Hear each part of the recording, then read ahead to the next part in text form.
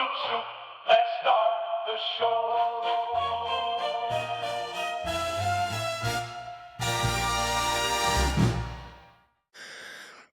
Welcome to the Neverdaily podcast.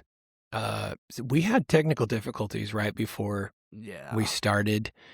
Shout out to Jeff Wallnoffer, one of our listeners, who, while we were getting ready to start the show, the way it works here is we send out a link and all the people in the back door pile into kind of a green room of sorts, a waiting place, a probationary state, if you will, where they sit there until the show goes live when I hit record, and then everybody pops in and they can hear us and all that stuff, right? That's the way it goes. And they can while they're waiting, they can chat with everybody in the public backdoor chat, which, if you haven't been in a backdoor yet, it's really a twofold experience. You're there for the show and we're talking and everything, but there are a million conversations happening in that back door. And like, sometimes I'll get distracted. I'll be talking about, staying on topic as I'm wont to do. Yeah, right.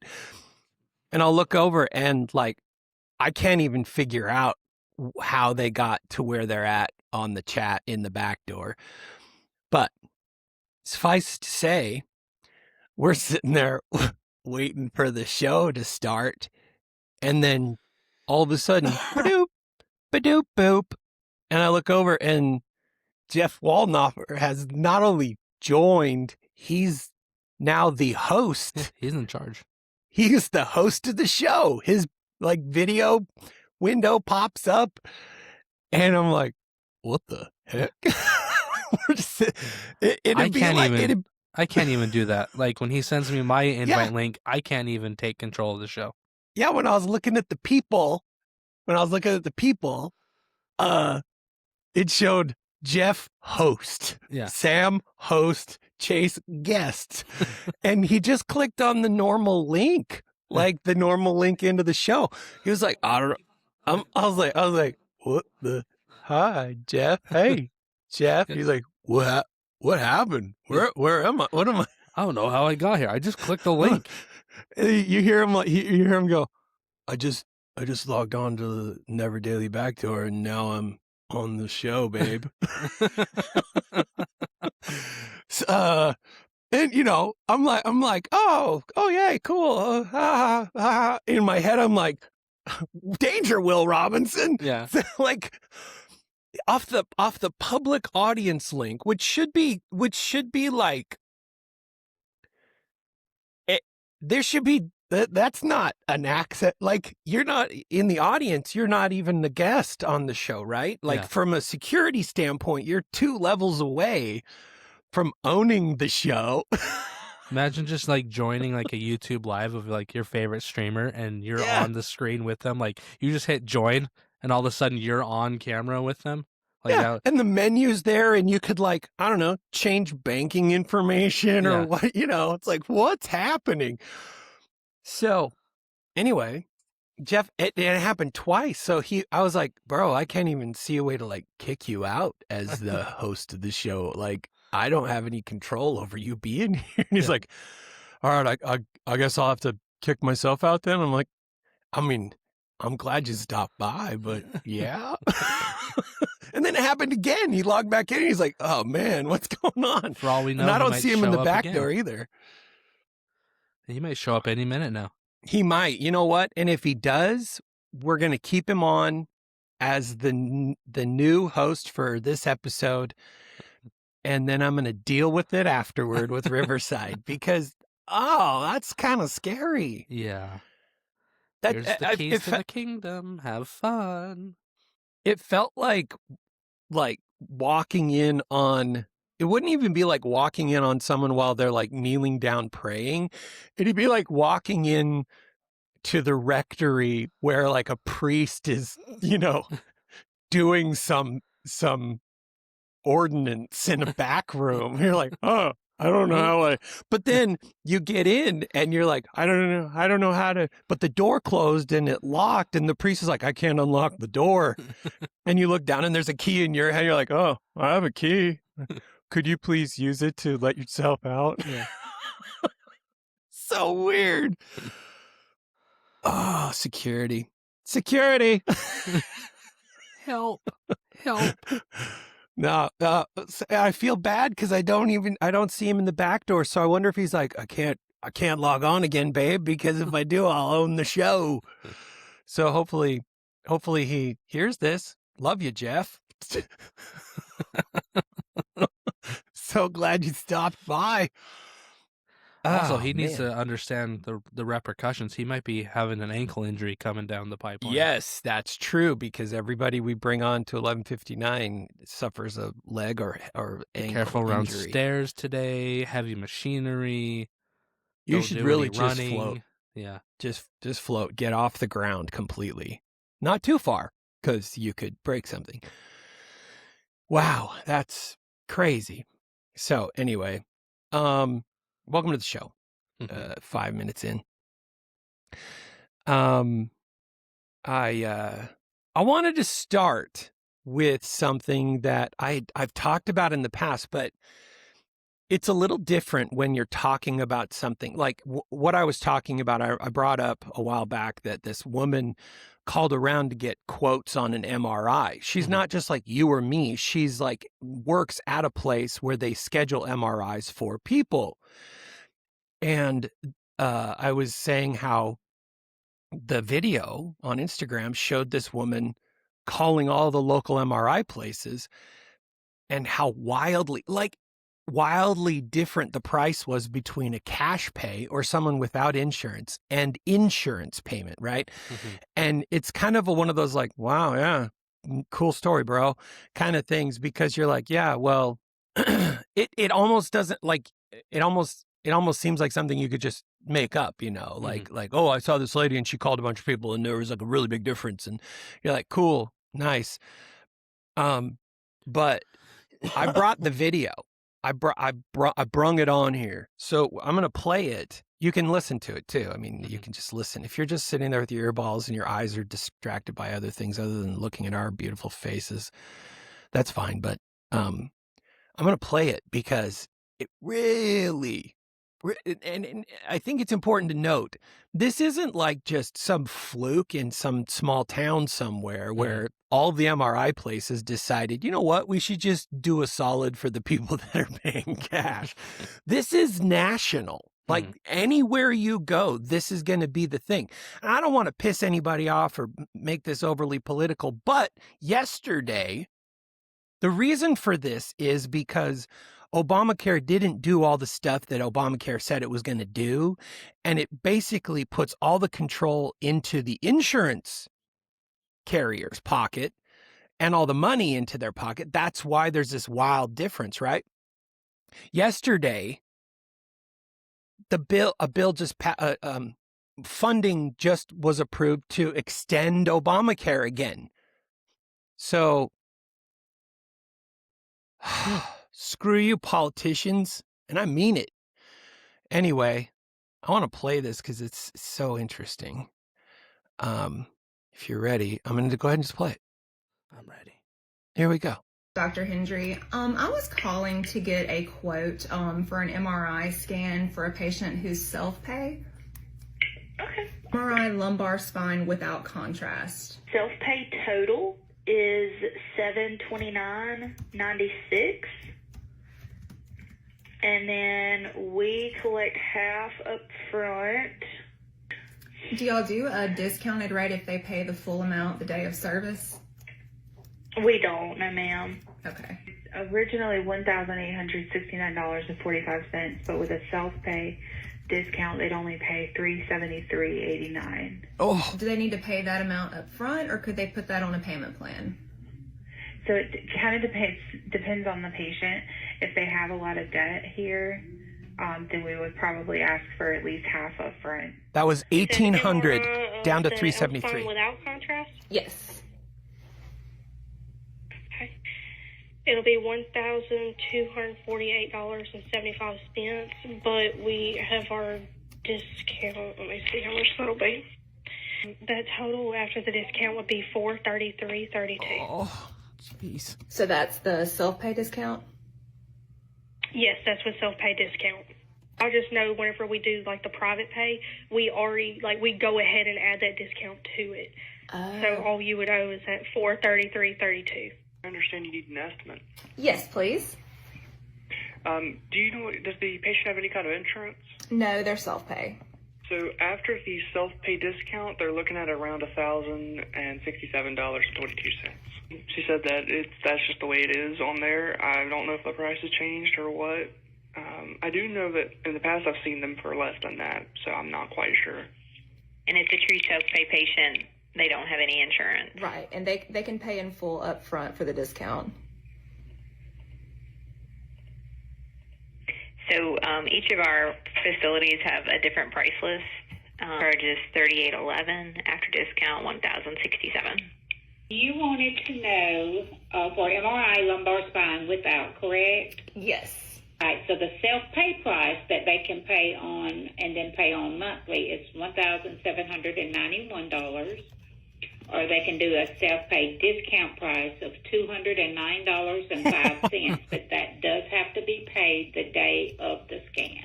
Wait, 209? $209.05. Oh, that's really, really good. And so all they have to do Yes, to get ma'am. that is just pay it up front. Yes, ma'am, the 209.05. Okay, a couple things that kind of blow my mind here. One,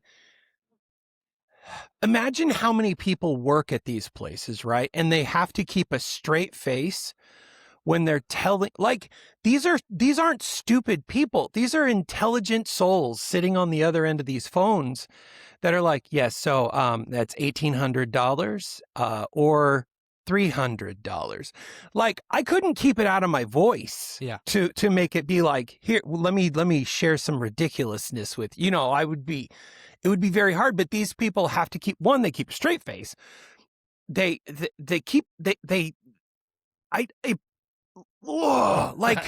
Like you'd feel like you're working for Satan in a way, because on the other end of the phone is a person who's just about to line up somebody who needs an MRI. Right? Mm-hmm. So we're not talking about like, it's not like, hey, MRI place. Yeah, I'm calling for billionaire Billy Bob billionaire. We're talking about just normal Joe who needs an MRI for a reason, right? Yeah. So they have to keep a straight face. They have to tell you unapologetically, they're going to tell you the difference in the price. And then one more thing that I think is wild is because on the video, she keeps the prices on the screen like a roster. Like a game score, like you're watching an NBA game. And the cash pay price went from 1,000 something down to 200 depending on which place. Mm-hmm. And she was very particular about making sure she was asking for the same thing every single time. No contrast, MRI, specific part on the body. Like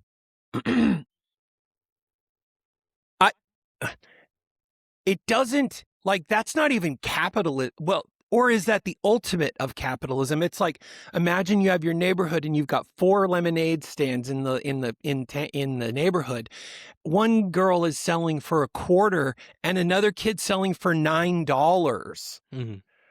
Like not only are they not looking into competitive pricing for cash pay, not even just for insurance, but for cash pay, they're not looking for competitive pricing. They don't care.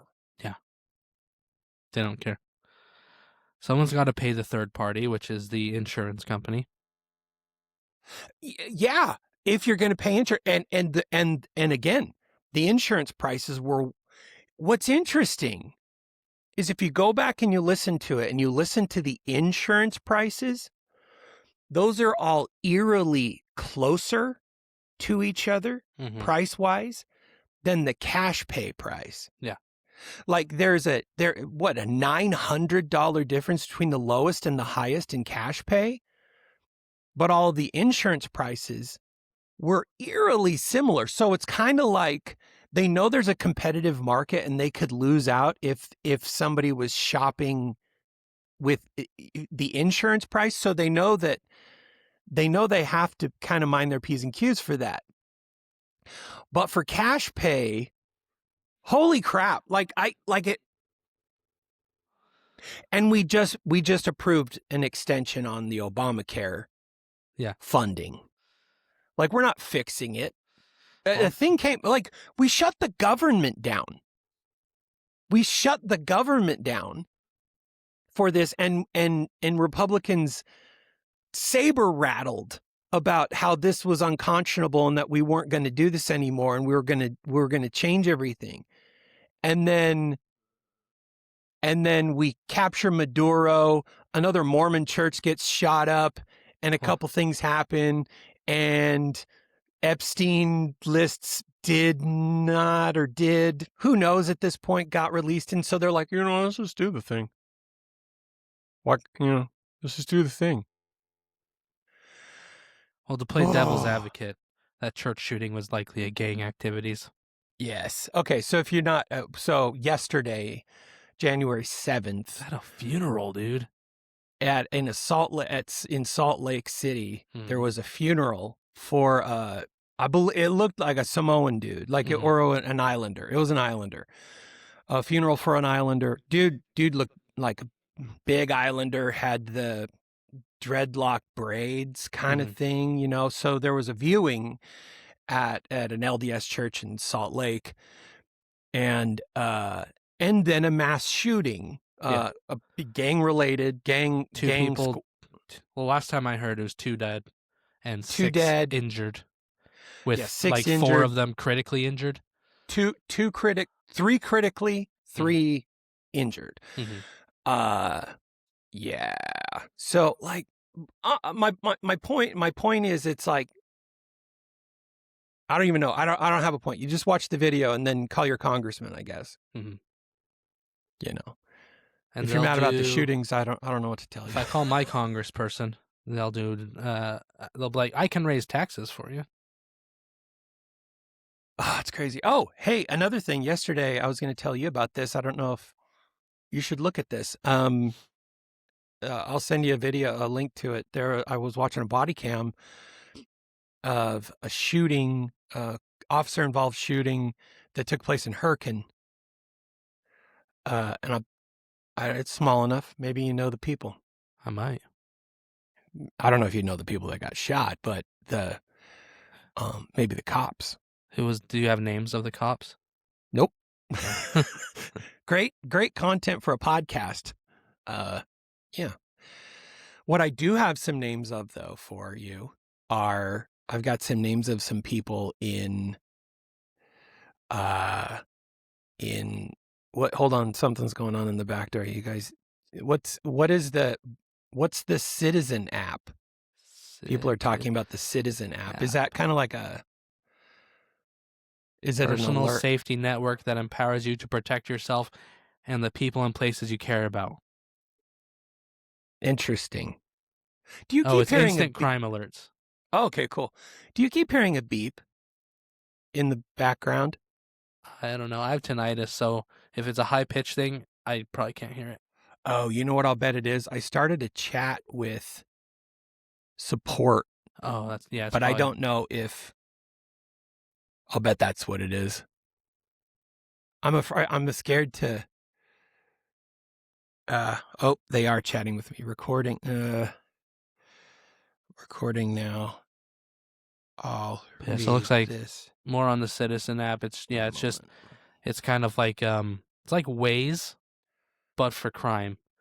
Okay. So it's like anyone can report on it. So like if you're in the app, you can say like, hey, I just saw a car accident on this street. And then other people say, oh, I saw it too. Or, hey, I just heard gunshots and I'm in this area. And then other people can be like, oh yeah, I heard it too. Or it's like, hey, why is there an ambulance out in front of, the grocery store right now? And then, yeah, Brooke says you can do you can go live too, like kind of be the reporter on scene. Sorry, that was creepy. Riverside's telling me, this is fun for people, I'm sure. Riverside's telling me, no, audience links cannot grant host access. And you're like, guess what? Did. They did. Yeah. It did. That's why I'm talking to you. If everything was working like it should, I wouldn't be here. I hate when support the first step in support for Riverside is gaslighting. Yeah. That's the first step in Riverside support. Gaslight. It's the first step in Spotify support too. Gaslight. Wow. That's crazy. Okay, let me get out of that. I apologize. That's a slow. That's annoying. Okay, sorry. Back to it. I do have some names of people involved in some incidents from our friends. Or this is true. I'll.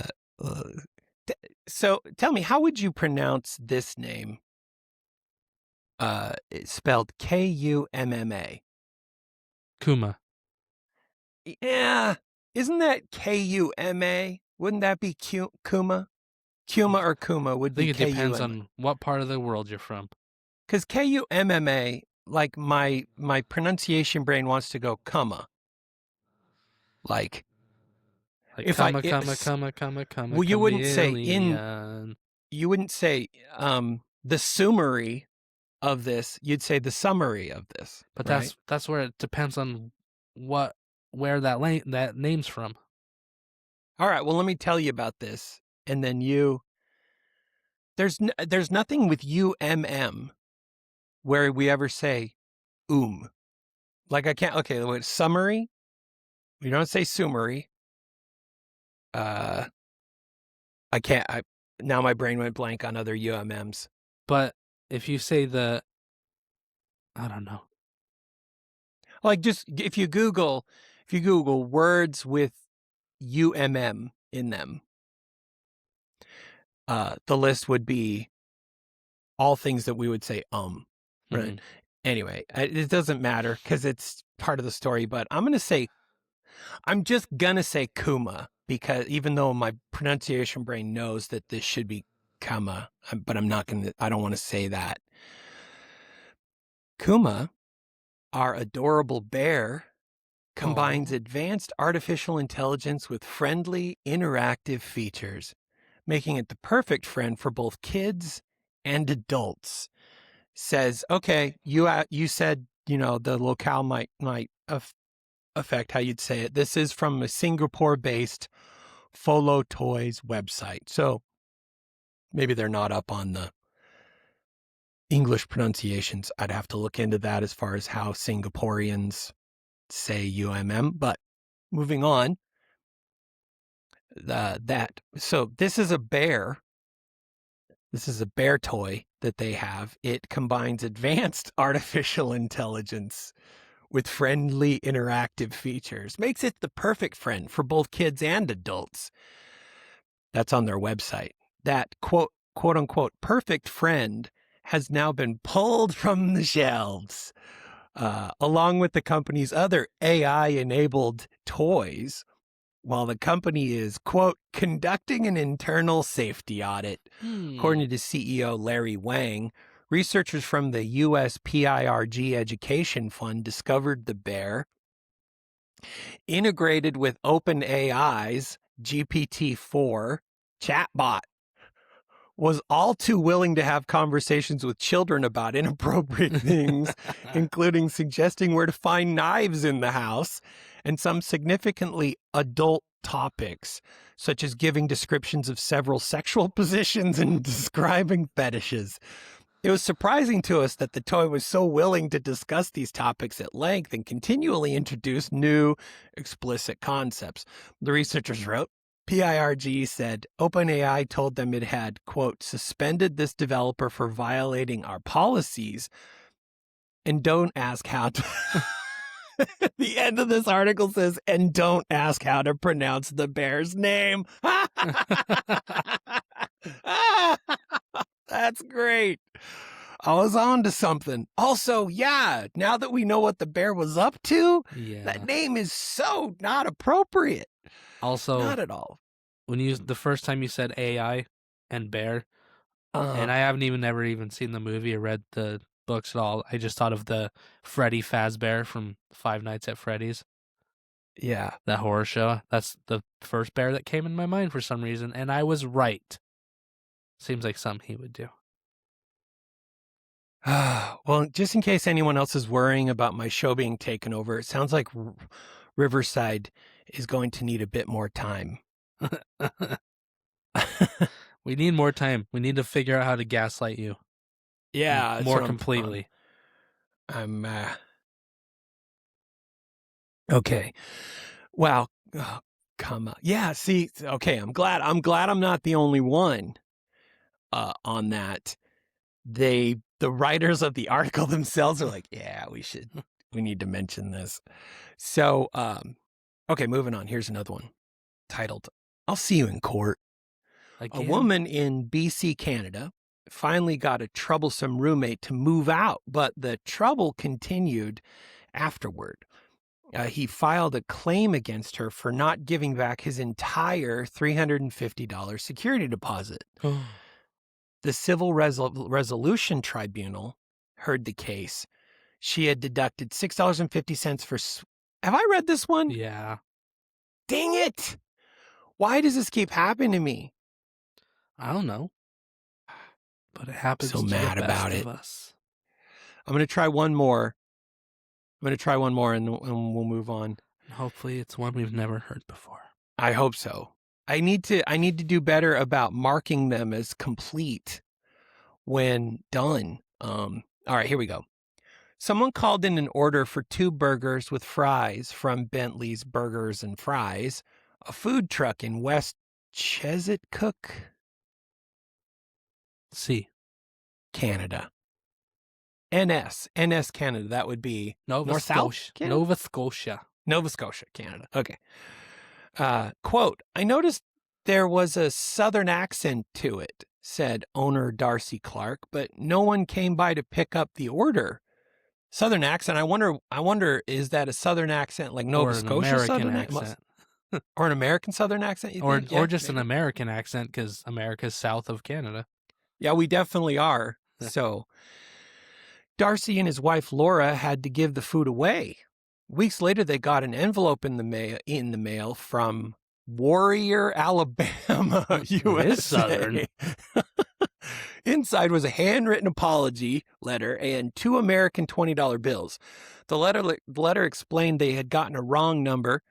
They meant to order from a place called Bentley's in Alabama and wanted to pay for their, quote, embarrassing mistake. Oh, that's nice. Uh-oh. Darcy posted the letter on Facebook, quote, "Most people were saying as bad as people are arguing about the tariffs, these are the good things that you hear," Laura said. "They plan to send a Christmas package with Bentley's spice from us to the sender in Alabama. Tariffs, they suck," Darcy said, but he still loves the people in the U.S. The real takeaway is that small acts of kindness cross borders better than politics ever will.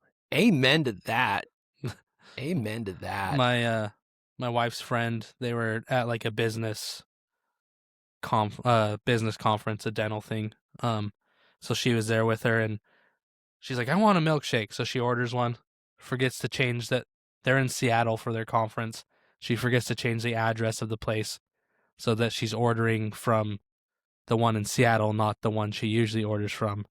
Yeah. And so she orders a milkshake, and then about 7 minutes later, she goes, "Oh, crap." So she just texts the driver and just goes, "Hey, enjoy that free milkshake from me. Have a good one." So yeah, she was just like, whatever. She didn't try to get a refund or anything. She's just like, "Oh, that's my fault." And then just tells the driver, "Hey, free milkshake for you. Have fun with it." Yeah, my sense of justice definitely folds into myself as well. Like I have a bit of a rule, I think, that my brain works off of, and so it kind of makes its way into my life. That maybe, Chase, you might have experienced this with me, and maybe other people that work with me. I think that for as Mormon-y and innocent and oafish and operator-like as sometimes I come across, I have a very singular, resolute opinion on something, which is if you see a problem, move quick. Mm-hmm. And I think that sometimes, especially in business, might seem that I come across robotic. I know that in the past, like I have our one rule, like, don't disparage people, don't mock people, don't make fun of people, be nice. And it follows suit there. And a lot of people, I think it gives them whiplash because they're like, whoa, petty much? I'm like, no, we had the rule. And also they repeated the thing. And then I said, you stop or I'll disappear you. And they're like, oh yeah, blah, blah, blah. And they're like, doop. And then people are like, oh, what an asshole. I'm like, we have one rule. It's like one rule. It's like, but I have that opinion, and it's kind of like the way I've lived a lot of my life is see a problem, move fast. Mm-hmm. I did it when I got divorced. It was like I think maybe that's when it first started for me, was when I was fixing to get divorced. I had I think, as a lot of people do, you've got qualms and a lot of emotions about like what this is going to do to my son, what this is going to do to my family. And I had a very profound moment, which basically the mathed out like this. It said, I couldn't think of anyone in my life where a child or anyone that had gone through divorce was like, I'm just really glad that my dad soft-shoed the divorce process and it took a long time. Like, I've never heard that, and anyone that stayed together for the kids and later you talk to the adult children, they've lost respect for, no one ever said, well, I'm just glad that they stayed together until we were all out of the house. Everyone always says, that's a terrible way to live. Yeah. Like, going slow through something that you need to deal with is never a good. And I will say I've taken a lot of arrows for it too. Like even at 11:59, like I move quick, and I think it seems impersonal to a lot of people. But fail fast is a very good motto to have. One of my friends, that was his parents. And his house was like the hangout house because we could show up at 3 a.m. and his parents wouldn't care. But it's like we'd walk in the front door and his mom's sleeping on the couch, like she did every night. And it was like, and for years, right? And then afterwards, I was like, a couple years later, I was talking to my friend. He's like, yeah, that was the dumbest thing because they were staying together till their last kid graduated high school. And he's like, but everyone knew that they were just friends. Like, and that's the thing, like they're still friends. Like my buddy's parents, like he's still, like we'll be at her house and he'll just show up just to say hi and check in and just, make sure everything's taken care of, make sure everything's going good. And they go to lunch all the time and stuff, but it's like, yeah, they just were in a marriage that they were just staying together for the kids. And even their kids are like, why? Like, we knew, like, it's not like you were hiding it. Like, we knew that you guys weren't, like, in love anymore. We knew that you just woke up one day and found out you were really good friends and roommates, pretty much. Yeah. And they're like, but you sat there and suffered for how many years just until, the youngest kid graduated. And then as soon as that was done, they sold the house and, did all that stuff. But it was just like people know. Like, people can see. Like, people aren't idiots. Yeah. Especially your kids. It can be hard. It can be hard. I've got people in my life that kind of look at, like, I have the most amazing ex-wife relationship anyone could ask for. Zero weaponization of my child. Zero, like, all of the normal trappings of a divorce happened, like when you decide to move quick, especially if you're the one initiating a divorce, you're going to be a demon. There's no two ways about it.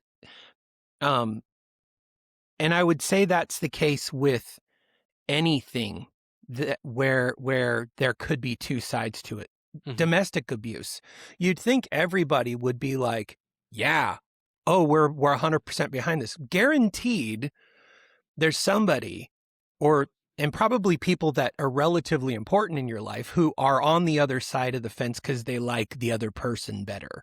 Mhm. Mom of the spouse or family of the spouse or whatever. And they're going to call you a liar and they're going to, but there's going to be a choke point in where you're unsure or there is a crowd that hates you for what you're doing. And it's not necessarily, I wouldn't say it's wisdom that you've seen the future and you're like, no, this is the path. It's just, it's a simple math fact. It's move fast, because history doesn't look fondly upon palliating upon wishy-washy behavior. It never has worked out.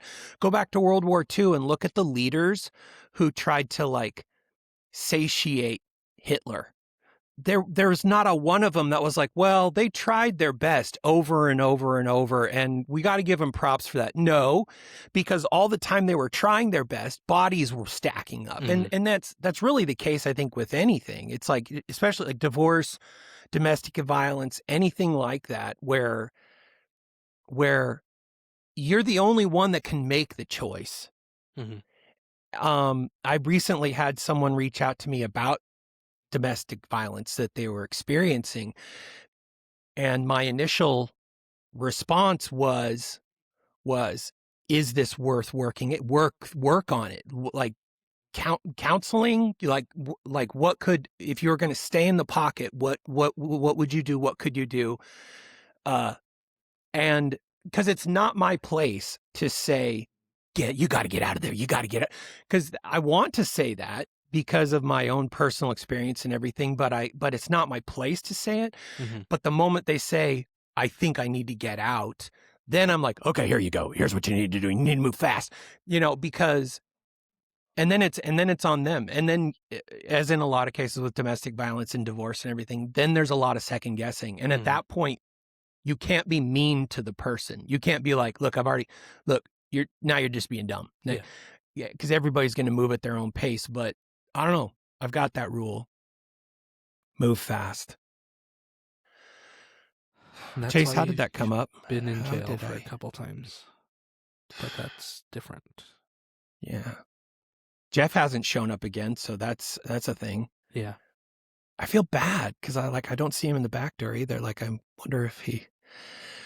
I stopped getting gaslighted while we were sitting here by Riverside. They're saying, okay, we're gonna do our take this job seriously. that you pay us to do. Yeah. Dang it. I hate it. Our team is actively investigating this, and rest assured that we will provide you with an update as soon as we can. Mm-hmm. Yeah. Yeah, I'm rest super assured. I might have mentioned this before, but this happened with Patreon one time. It was really crazy. I logged in to Patreon, but it logged me. Okay, now this is rife with a lot of, in the back door, Jeff. Somebody explain to her. Somebody explain it. I got a show to do, so somebody explain in the back door what's going on. But it happened on Patreon one time. I logged into Patreon and I was logged in as another person. And it was a huge account. And I'm not talking like an account I ever had any touch on. There wasn't Jack or, it wasn't anybody I knew. It was a person who drew furry porn, like furries, like the animals, humanoid animals, but like adult, like NSFW type, like versions of in the drawings. And it had thousands of subscribers. And I mean, the pay information. I was logged in as them, like I'm admin. And I was like, oh my gosh. And so many things went through my brain. I was like, Dude, you could change the banking information right now, Sam. You could also, ew, this is gross, furry porn. I could delete all of their posts. You know, I could wreak havoc. Ideologically speaking, you know, I'm like, this is gross. I don't like it, so I'm gonna do something. But no, I just reached out to Patreon. I was like, you guys have a problem? Is this like, is everybody logging into Furry Fun Time Patreon account, or is it just me? And they're like, we're so sorry. We've resolved this situation. Because that's like the ultimate.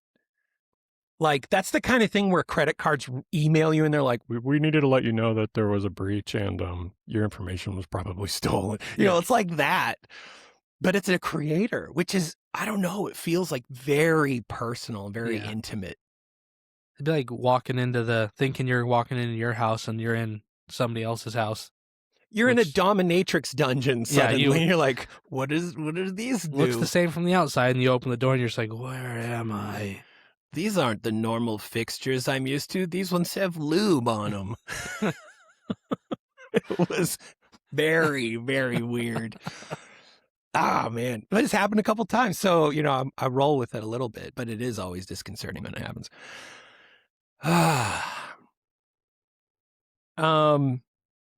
Let's see. So I played the insurance thing. I did all the things and all the stuff. It's New Music Tuesday on Thursday. Tuesday on Thursday. This has become a very big, regular part of my life, Chase. New Music Tuesday on Thursday. For me, New Music Tuesday on Thursday lasts Monday through Friday because I'm constantly in copyright disputes. Like we double down on 2 new songs every Thursday that we do this. And then it's 30 days worth of copyright dispute for every song that gets copyright strike, and every song gets a copyright strike. So it's like I've employed. I had ChatGPT come up with an answer for every single one of the legal questions that YouTube asks you to do your copyright strike. By the way, highly recommend you either get a lawyer or ChatGPT to write those up, because the answers you give when you're disputing a copyright matter. Big time. It's kind of like anything you say will be held against you in a court of law. Yeah.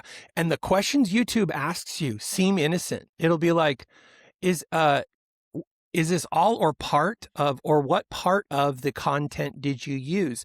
And ChatGPT comes back and is like, okay, they're trying to catch you here because what they're trying to do is this and what they're trying to say. So if you act all innocent and nice and you're like, oh no, we were, just doing, they'll be like, you're screwed, they get you. And so it's really important. And then another feature, which I totally love, and I'll tell everybody about this because it saved people tons of time. If you have anything that you have to repetitively type in your life, in my case, a couple things, like if I use a regular prompt to generate some research, like I sent you a prompt this morning to help generate, to kick ChatGPT into a mode where it'll do some deep research, right? So that prompt is one I use over and over and over. Well, I have it in a note and I can copy and paste it, but I got to open the note, blah, blah, blah. So I use text replacement like it's going out of style. So in Mac, if you're on a Mac and you go into settings and you go to the search in settings, just type replacement, you could literally type. So you create a shortcut. So like, let's just say it's like, Neverdaily research, all one word, because I never will type it that way, so you want to create a keyword that you never type accidentally. You could literally paste Gone with the Wind, the full text of the book, into the text replacement. So the keyword, the trigger word is Neverdaily research, let's say, all one word, no caps. It will copy paste the entire text of whatever you told it to put in there. It could be hyperlinks, it could be text, it could be an entire explanation or an email or anything like that, a signature block, whatever, a picture. You could do a lot of things with it. Anyway, so on Mac, they've got text replacement. On Windows, the app that I really like is called A-Text, A-Text, and it's a great text replacements app software. Totally saves me tons of time. Anyway, And for only $12 a month, you can also have text replacement. Just send it right to my address. Yes. Anyway, so New Music Tuesday. Mm-hmm. That's where we were before I went on my copyright strikes. rant. What song did you bring today? So I brought a cool song. Guy's name is Matt Mack. He is a Native American from Canada, and he's born blind. And when I say blind, it's not like his eyes don't work blind. He literally has no eyes. Yeah, I noticed in the picture, it looks like horror movie blind. Like there's just like a witch took away your eyes. Yeah, and it's not even like eyes are closed or anything. It's literally like horror Skin movie, over. like when it just all becomes skin. Yeah. Like that's what it looks like. Like his eyes never formed at all. So instead there's literally just skin where his eyes should be. Like it's like his eyelids were sealed shut, but there's no lines or anything of an eyelid. Yeah. It's weird. No eyelid definition. But yeah, so he's born completely blind, from birth. He's a music producer, so he writes his own beats, records all his own stuff. Just super cool. The song's called Res, and it's about growing up on, an Indian reservation, basically. And I know I'm pasty white, but in high school, I was the only white kid in my group of friends, and I lived literally right in between two different reservations. It was 30 minutes each way. Navajo reservation, Apache reservation. All my friends were Navajo or Apache or a mix of both. And so I played a lot of basketball tournaments on the res, did a lot of stuff on the res. And so I have a soft spot in my heart for the res, because I just spent a lot of time on Navajo res and the Apache reservations, both. So just really like this song. Really good. Kind of explains a lot. There's a lot of really good charities you can donate to help people, because there's a lot of people in our own country that don't have literal clean running water in their homes. And so, yeah, that's a good place to start, helping out your neighbors, doing that kind of stuff. So this is a really good song. Once again, it's Res by Matt Mack.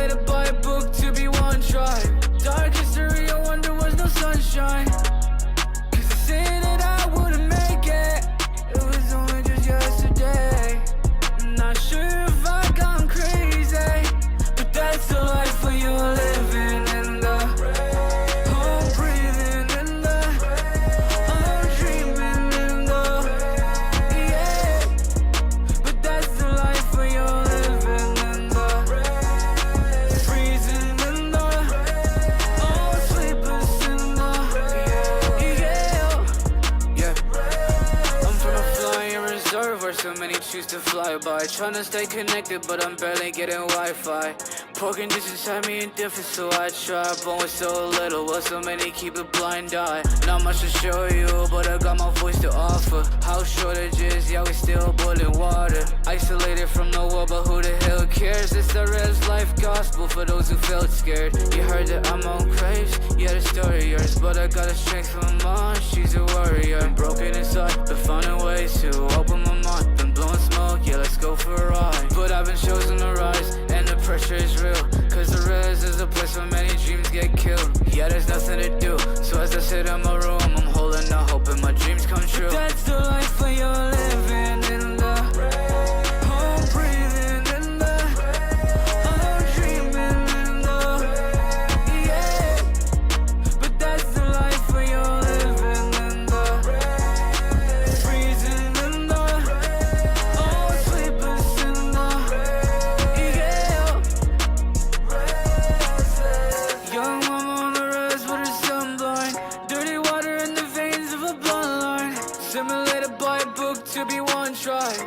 dark history, I wonder was no sunshine.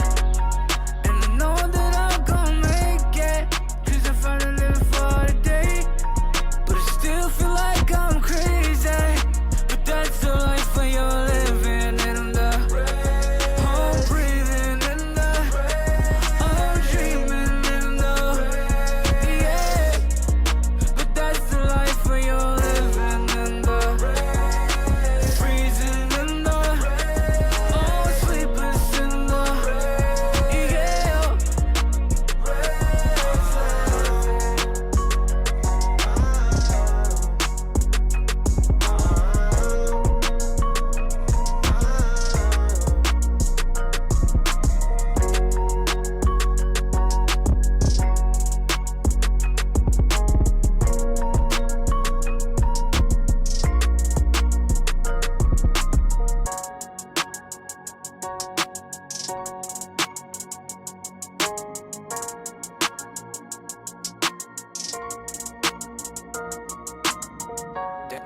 Damn, how'd you straight up cook this one? That's Matt Mac.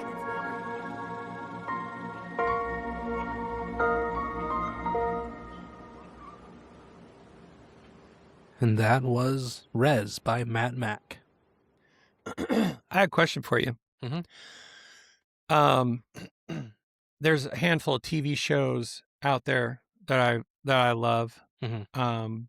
where like an aspect of the show will be about like police officers on reservations, Mhm. like Longmire. If you've Yeah. never watched it, the TV series is amazing. But one thing that they talk about a lot is how there's different rules on the res. You Mhm. know, like the police handle things on the res that, you know, normal police don't come in, that kind of thing. Did you ever see that or experience that, like things being handled? I guess it's a bit of a silo. I mean, most reservations, you know, they're pretty much Yeah, the only jurisdiction that's on the res is federal, as Okay. far as America goes. So, like state, in order for cops, outside officers to go into the res, they have to have permission from the tribal police. So the tribal police run the show on any of the reservations. They're like, and so the reservations can have different laws. They have to follow federal law, but they don't have to follow state laws, if that makes sense. That's why usually you'll see casinos, because casinos are legal federally, right? And Yeah. so, because like even in Arizona where gambling's illegal, you can go to a casino on the res because it's different laws. Right. And so like, yeah, it just depends on, you know, what it is. But they like, and it's a thing that they like to handle things internally because they know what's going on. It's like their people, their customs, that yeah, kind of different stuff. social dynamics, tons of like, yeah. Yeah, and so like I know, especially like I know probably the most about like Navajo stuff, just because that's where I spent most of my time. Like on the res was on the Navajo res, which is the largest reservation in the country. And so yeah, it's just a different way of life, different laws. But yeah, it's just different out there. But it's beautiful too. What's your take on? Because like I would say probably a predominantly Anglo perspective of the reservations. Maybe it's a bit imbued by a perception from Hollywood and media or whatever. But what's your take on? It's hard to escape the reservation, that mentality or philosophy, you know. Part of it. So like as far as the Navajos go, they are like a solitary people. So like if you've ever been on the Navajo reservation, everything's super spread out by design. That's how they've always lived. So you live within your familial unit. It's a matriarchy system, but Interesting. it's very, very much like clan is kind of a big deal there. So like traditionally, if you introduce yourself, you'll introduce like, hey, this is my name. My mother comes from this clan. My father comes from this clan. But you usually take on your mother's clan, if that makes sense. Okay. So that, like in a formal introduction, be like, hi, my name's Chase, whatever. You know, I come from my mother's tribe, or clan, which is these people, and my father's clan, which is these people. And it's very familiar. So it's like everyone lives in their family unit. So like on each compound, let's say, it's all family, right? Wow. And so like, but they like living spread out. Like they don't rely on community as much in a sense. Yeah. you're not Whereas it's living like a in high familial density. community, right? Okay. So like you kind of you live in little compounds of your family. So you'll have multiple houses. How do But they? then that's just a huge, like 5 miles to your closest neighbor kind of a thing. How do they typically like? Did you ever have friends that was like, yeah, that acreage over there will be mine when I get older, kind of thing? Like, how do they break up land? And so land is like you just run it as a family unit. Okay. So you're all, doing farming. There's a lot of farming, ranching, like a lot of sheep, ranching. There's a lot of goat, cow. But yeah, you kind of just your whole family works their land and subsides off the land, if that makes sense. I see. Yeah. And so yeah, but because of that, everything's spread out, right? So it's like farm life, you know what I mean? Like farmers don't live in the suburbs, they live on their farm, and their next closest neighbor's 5 miles away because there's 5 miles of crops in between them. Right. And so like the res is kind of the same. Like it's just you're working your land, you're taking care of your needs, your family's needs, and then you start spreading out from there. But it's very familial. So it's like, oh, my aunt's sister needs help, so we're gonna go help. You know what I mean? Yeah. And like everyone knows everyone's business, like all the time, because of the not gossip, but it's just like everyone talks. Everyone communicates, and everyone shows up for each other. So it's it's a really cool place. Do you stay connected with? Have you stayed connected with many of your friends from? Not really, like time and move. Like I moved away when I was 16, 17, and kind of lost contact because it's high school kids and they seem to move on real quick. Yeah. But yeah, I still I love being on the reservation. I don't know, I just love the culture. Like I listen to a lot of books, watch shows and stuff. Like I don't know, I just really like it. Like I just like how they live their life. But as far as like escaping the res, there's a lot of it's illegal to alcohol's illegal on the Navajo reservation because it's such a problem. Okay. You cannot. I was gonna say, you can own alcohol. You cannot buy alcohol on the res. So it's dry. Yeah, so it's like dry, but there's just a lot of, and that's the thing is there's not a lot of opportunity. It's really hard to grow.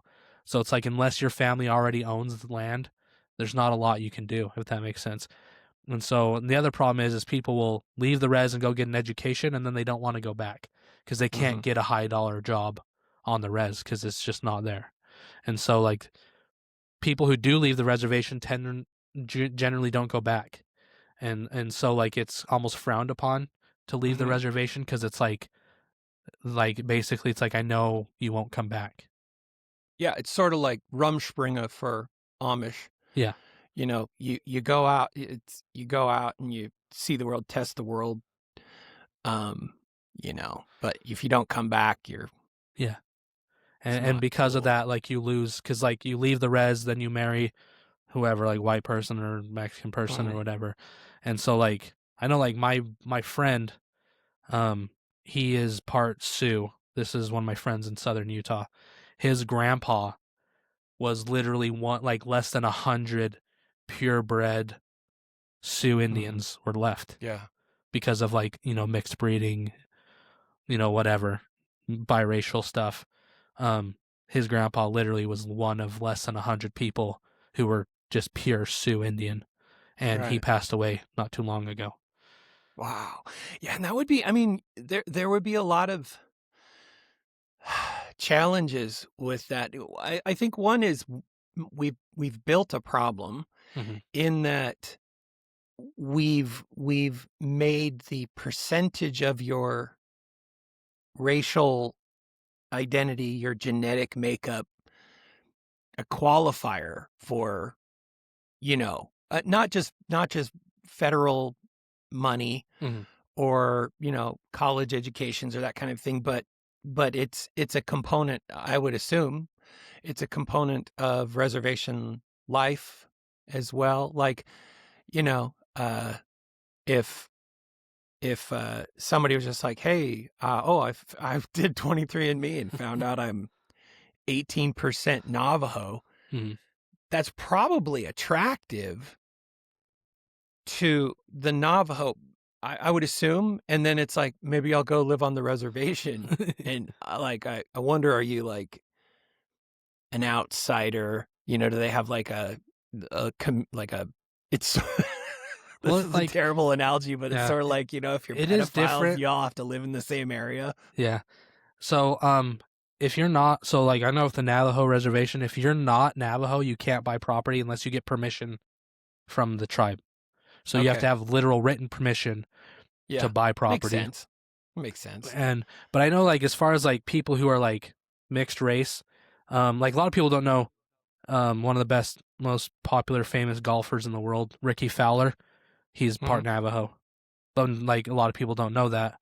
So he's like quarter Navajo or something because his grandma or his mom is half Japanese, half Navajo. And but like some of my friends were biracial, half Apache, half Navajo, and there was always jokes made. Yeah. They like literally, I had one of my friends who was like pure full-blooded Navajo. He would jokingly call them the mutts. Oh, yeah. Like his words, not mine. But like, because two of my friends were half Navajo, half Apache. And so like, there definitely is like, it's like people take note of that. Yeah, there's that a makes racial sense. component to it. Yeah, there's a Sure. racial component to everything. And so, yeah, it's just, I don't know. Like, I could talk about the Navajo res all day, and I'm one of the whitest people you ever meet, but I just really like the it's one of culture. those conversations. It's hard because we've had Native American, indigenous population conversations pop up before, and then I get emails and they're like, why don't you have somebody on that actually knows, or why don't you have somebody on that actually is, Yeah. jerk. And I'm like, yeah, I'm working with what I got. I got Chase, so But it's like also it's like, imagine, hey, can I have you on my show because of the color of your skin? Yeah, again, it'd be like, and there's been I've gotten a couple emails where like, you could do a lot of good. You could share a message, and nobody wants their hand forced to, have to talk. Like, it's not like you could call up Bill Gates and be like, hey, you're really into malaria, spending billions, maybe you could put some money toward this thing that I care about a lot. And Bill would be like, that's not what I'm doing. Yeah. We just need to go get a couple of many goats. That's their name. Many goats? That's one of like the big names on the res. Like if you're from the mini goats family. Mini or many? Many, multiple. Many. Yeah. Many goats. Many goats. Like, who are many goats? Are those white people or are they? No, that's just the last name of a very prominent family on the Navajo reservation. Oh, I see. They do like a lot of artwork and a lot of like, they're just Ryan a big family. Many goats. Yeah. So you can be like, just look up like Bill Many Goats. Yeah. And there's another big family are the yellow hairs. The Begays are a very prominent name. You'll see a lot of Begays. Yeah. But I don't know. I just have a soft spot. I just really, the culture I love, the history I love, the mythology I love. Like, I don't know. I just really like Navajo stuff. Yeah. A lot of people might not know this, but the LDS Church has for several decades felt very strongly about preserving the cultures of indigenous and islander people, and has created programs for because another thing, like you said, you go get an education, you don't want to go back, maybe. So the church has established actual programs where they will pay for your education if you're indigenous or an islander. New Zealand, Hawaii, Native American populations, they'll pay for your education, and then they have kind of a pay it forward program. And large portions of the Hawaiian Islands are supported by the church in their efforts to preserve the culture and everything. It's kind of cool to see. Makes you wonder why more people don't do that. Like it makes you want to look at the federal government and be like, because the federal government's really good at just welfare, but that's got problems all over the place, as we're finding in the latest news. We won't get into it, but and so it's interesting to see how it's circuitous too, that whole process. It's like, how do you encourage someone to not encourage, how do you support someone in furthering education and improving their lot and everything, and then also say, but if you come back, so it's a soupy. Well, and it's hard because like a lot of my friends, like they didn't live on the res, like we're very close, but it's like their parents are like some of the last generation of people who are speaking Navajo fluently, right? Like my friends, they didn't speak Navajo fluently. Like they barely were. They had no idea what their parents were saying 90% of the time, right? Like their parents, when they wanted to keep something from their kids, they would talk in Navajo in front of them, like because they knew their kids couldn't understand what they were saying. And so it's just hard because like the culture's like like just going away. Like all my friends, like they were into rap music and basketball, and like not really into going and doing a sing, like going to see a medicine man when they hurt themselves. Like it's kind of like when I've got kids, and there's certain things where I'm like, no, I want my kids to know certain things. So it's like my list is like, I know they're not teaching it to you, but I want to teach you cursive. Like these things that I'm like, this is from I want you to learn how to type on a real typewriter. Imagine trying to retain your kids and imbuing in them traditions like, okay, you wear that outfit, wear the costume, wear the headdress. Here, learn one of the hardest languages ever in the history of the world that they used to use languages ever for code talking because nobody could figure it out. The next 6 months, you're going to be learning a dance. Yeah. One of many, could you imagine like again, devotion, the commitment that it would take to like that rigor in preserving something that is so different than like now. Like even like it is hard to get my kids to write cursive and type on a typewriter. I couldn't imagine. Here's a completely foreign, no pun intended, culture we need you to preserve. We know you're not interested. There's really no functional, like, you won't make any money by preserving. You know what I mean? Like, like the net. An example would be in traditional Navajo culture, if someone passed away inside of a home, that home is no longer usable. Wait, hang on. Say that again? So if like a native, so Navajo culture, if you died in your house, that house is now no longer livable in Navajo culture. So there's this thing called a chindi, and it's basically your spirit, but it's the evil part of your spirit. So it's all the bad things you ever did. Like when you die, your spirit breaks into two. You have all the good things you did and all the bad things you did. So your chindi is your spirit, your bad spirit, right?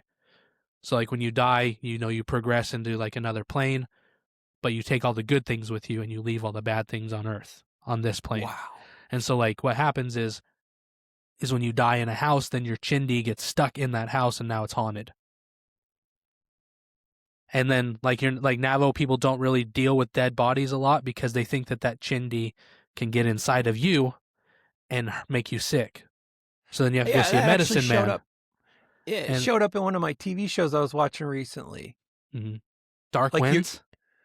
Yes. Yeah. I love the guy who wrote that, Tony Hillerman, one of my favorite authors. Okay. I love Dark Winds. Man, it's so good. But yes, that just happened where like the bad choices he was making and the things that he was holding on to, like the secrets that he was holding on to, attracted. I don't know if chindi was the word, that it might have been. But yeah, there was like this demon dude that was like lurking in the desert and kept showing up and like beating him up, and then it'd peace out, That might have been a skinwalker. Well, a skinwalker is just a Navajo witch who's evil. That's all a skinwalker is. But yeah, there's some like skinwalkers, like witches, like all that stuff, Chindi, and all the medicine men and the sings is what they do to heal people. They literally do a sing, like they draw pictures with colored sand while they do while they're literally chanting. Like, wow. Like one of my friends had one. They had one, like he kept getting hurt for no reason, and so they're like, "Oh, a witch got him," and so they literally went to the res and they had a sing and like did all the things, and so like that's what I grew up around. And I was just like, that's just really cool. Like, I just really like that kind of stuff. So, is the reservation just full of a bunch of undwellable houses, or do they knock them down? Or so that what they do is they'll knock a hole in the like north wall that Uh-huh. helps that it's enticing the Chindi get spirit out? to leave. Okay. But yeah, they'll usually just because this is like super traditional where like people who live in Hogan still, and they'll just build a new Hogan because like you think about a Hogan, it's not that big. Like it's a one room made out of mud bricks. It's not that hard to build a new one. And so like it's not like building a whole new like 2,500 square foot house with bathrooms and everything. Yeah. And so yeah, it's just different. Like so some people will actually have they'll live semi-traditionally. They'll still have a Hogan, but then they'll also have like a house, if that makes sense, like with the amenities that a house has. But a lot of them, they'll just be in the house to like cook and clean and keep their stuff, and then they'll sleep in the Hogan. Like, and so yeah, it's just like there's just a lot of like you can spend days just diving into modern Navajo traditions, ancient Navajo traditions, all sorts of stuff, and it's probably boring a lot of people, but like it's so fascinating to me. Like I love all of it. I love that kind of. I love. I don't know. I love digging into culture. There's nothing I think that makes you chill out in your like quick to fly off the handle opinions in our headline head world that we live in, where suddenly I'm last week. The biggest thing on my list was like which of my PlayStation games I wanted to pick up, and then the next week I'm all free Palestine. You know, like seriously, that's our like. I'm mad about what baristas are getting paid, and the next thing it's Palestine. Like I know what I'm talking about at all.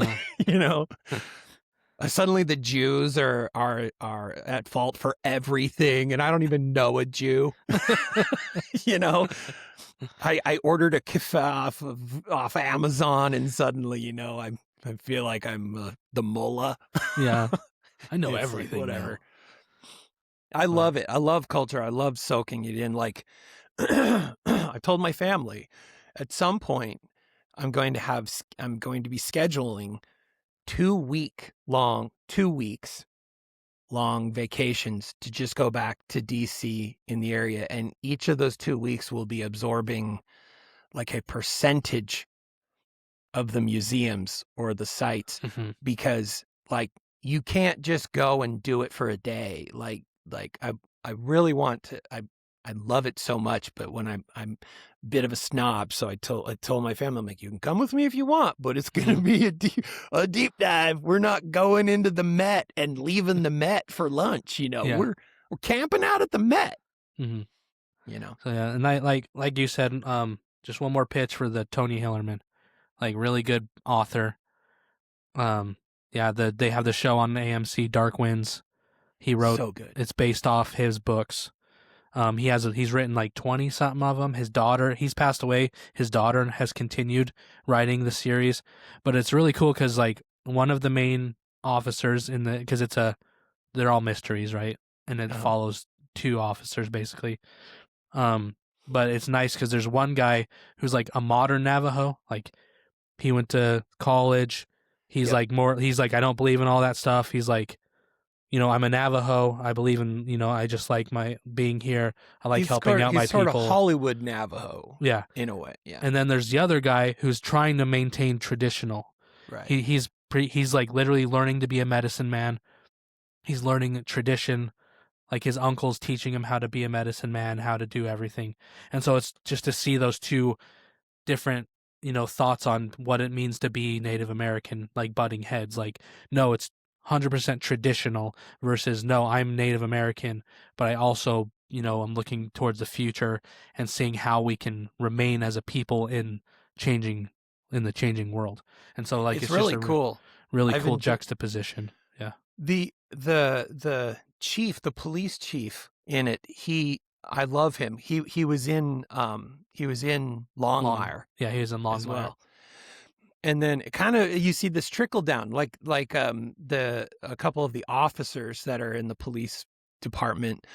Again, one is like he didn't live on the res. His mom, he was raised on the res, and he left, and he came back, and so everybody's kind of touchy with him, and it takes place in the 60s, date wise. So he's kind of got this, the cool Elvis version, of, he's kind of wrapped himself up in a little bit of the worldly stuff, and the love interest that he has, she's wildly traditional, so it's cool. It's cool. I love him. I love him. I can't recommend Dark Winds enough.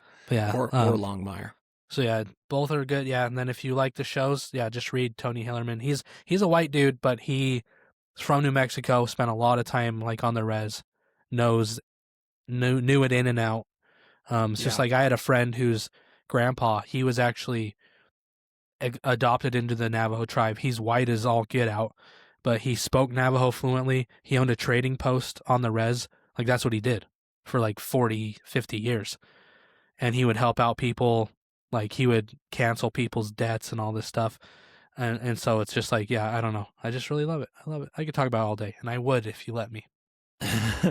I'm gonna share a picture on the screen of the main actor in Longmire.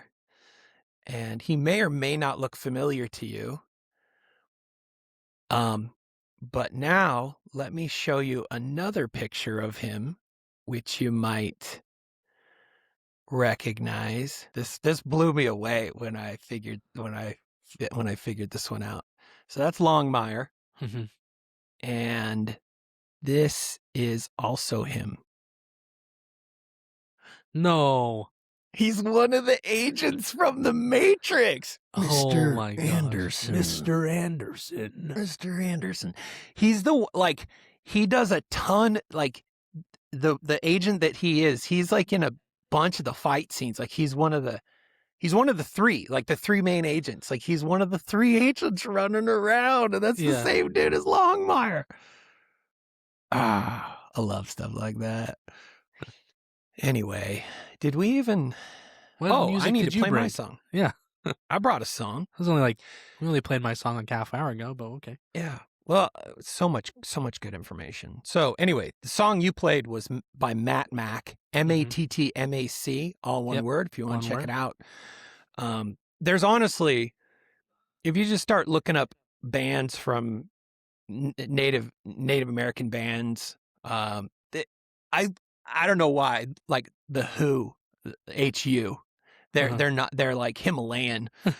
But I love it when somebody brings like traditional instruments and musicality to a form of music, a genre that I like. Yeah. Like there's nothing cooler than like indigenous metal. Yeah. Like it's badass. The other one I really liked was did you see the what were they? They were like a bluegrass band, but they were playing like AC/DC. Yeah. On like on traditional so good homemade bluegrass instruments. Yeah. I can't remember the name of the band, but there's one band, they're kind of emo. It's like metal emo, and they wear all black, but they have like big spiked hair, like Indian, Native American, like they're it's very I have to find their name anyway. It's pretty cool, but I just love it. I love it when like somebody throws in a droning metal line from, the Andes. Yeah. Just catches my attention. All right, so the band I brought today is a band called Highly Suspect. They've been around for a while, good while. I enjoy them. There's a lot of like, I don't know, a lot of their songs, there's some swears to it and whatnot. it kind of hits me as something in between Everclear.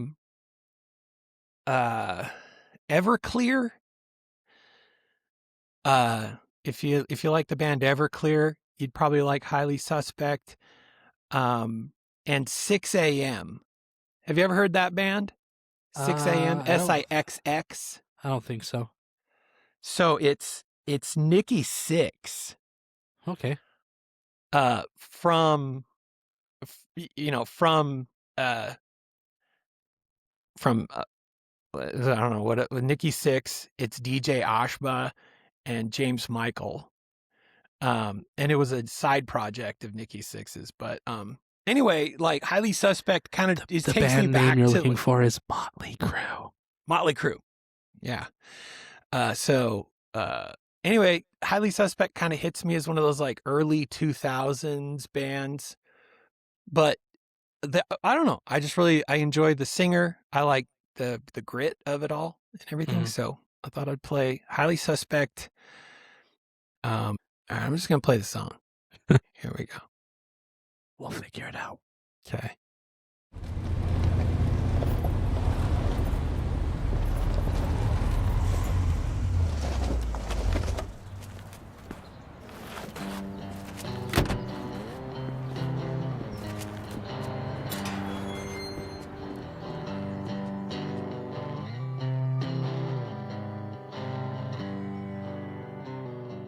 Little one.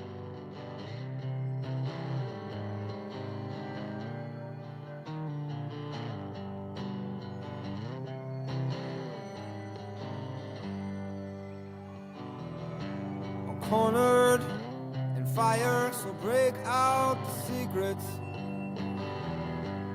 I hope you know that you were worth it all along. I'm tired, you're angry, and everyone looks blurry. I love you, I'm leaving so long. Hey, little one, I'm so scared of what this could have been. I know that today I lost my only friend.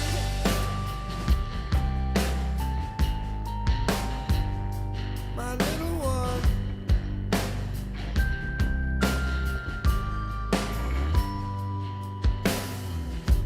The places I took you, they seem so fucking empty. I have trouble going anywhere at all, especially my own bedroom. It stays away to haunt me. So I'm passed out, blacked out, drunk in another bathroom stall. Hey, little one, I'm so scared of what this could have been. I know that today I lost my only friend. How long must I justify my pain through these songs? How long,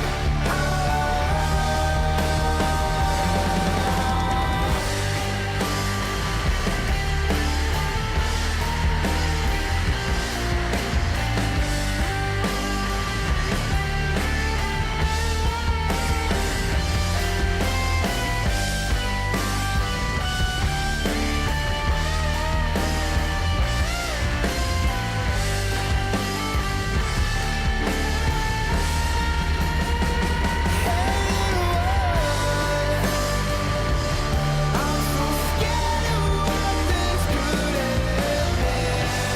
I know that today I lost my only little one. I'm so scared of what this could have been.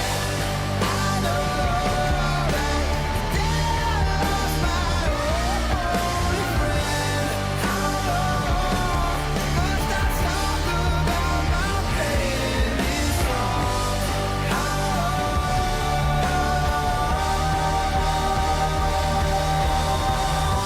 It's raining, it's sunny, it doesn't make a difference.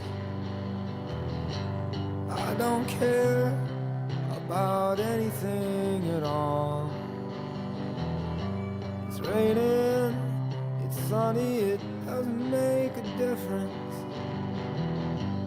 I don't care about anything at all.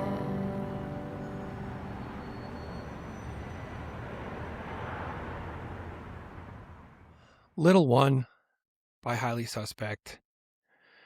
That video's crazy. Weird. It's like he was working in the back office of a thrift store, Yeah. and then he got a call at the thrift store that sent him over the edge, and then he flips out, tears a bunch of stuff off the walls. Also doesn't look like he should work at a thrift store. Like, he was wearing a suit. This is interesting.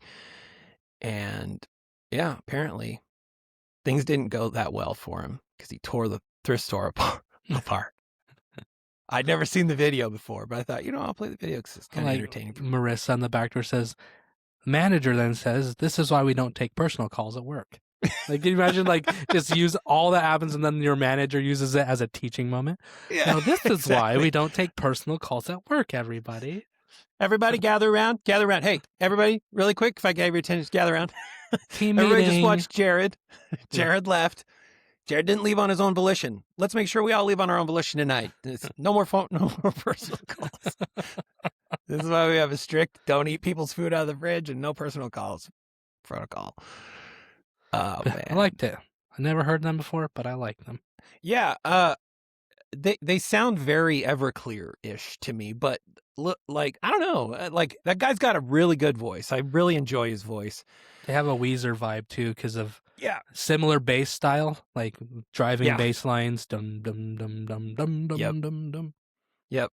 It just, it's good meat and potatoes, Mm-hmm. kind of grungy rock. Yeah. I like that. It's fun to play on the guitar. Like, I'll turn that on and my simple brain can play all 7 power chords. Yeah. And the solos are pretty easy. Mm-hmm. No. Actually, this is kind of embarrassing. The other day, my daughters were like, "Can we play the electric guitar?" So I was like, "Children, they stay on the wall all the time." Like, Those aren't hadn't been playing off the wall. guitars; those are looking at guitars. Yeah, those are case queens. So I actually pulled down my electric guitars and set up an amp and everything, and we all rocked out. My girls got to play, and I taught them power chords, and I showed them, like, "No, this is the brass ring. Your little bitty hands aren't ready for it, but this is called a bar chord." And they're like, "Ooh, one finger over all the strings. That seems like it hurts." I'm like, "It does." And you teach them what is it? The Louie song. Yeah. Unfortunately, in my household, my kids have pretty decent taste. So, like, the songs they want to learn, not easy. They'll be like, "Hey, could you learn this song?" And I'll be like, Daddy, can you show me how to play Eddie Van Halen? Yeah, it's complex. Like, they'll pick an artist they'll pick an artist I've never heard. They'll be like, "Can you play anything by Jason Derulo?" I'm like, "I don't even know how to. Is that the DAR? I don't know." It's kind of fun. But anyway, hey, Chase, Yeah. what did you bring today? Well, I brought the good news. I know that I'm like, it's a new year, and I just killed the evergreeniness of this episode, but I digress, and I'm pretty sure I used that phrase completely wrong, but I digress. So sometimes it's nice to focus on good things in our life, good news, because we're always being bombarded with bad news. Like, we talked a lot of bad news today, like shootings and all sorts of stuff. Yeah. And but sometimes it's nice to focus on good things. And today I'm going to do that. Like, apparently, and I didn't know this, we're saving animals like left and right now. So when you hear about species coming back from extinction, what's your first thought? First animal. Oh, the normal trappings, like the woolly mammoth, Mhm. or Which- a T-Rex. My brother has a friend. She's like super loaded, like super loaded. Like she owns we're talking about own a Bugatti loaded. She's on the team. She's the money behind bringing woolly mammoths back. Yeah, I think you've mentioned this before. Yeah, she's part of that. She's part of that thing. Someone else we know, my wife's cousin, is actually working on that team. We didn't know. He actually was on the team that brought the dire wolf back too. So he was one of the geneticists who brought back the first dire wolf, and now he's working on the woolly mammoth. And they're doing it to get rid of herpes in elephants. Oh, really? Yeah, because apparently herpes is a big problem with elephants.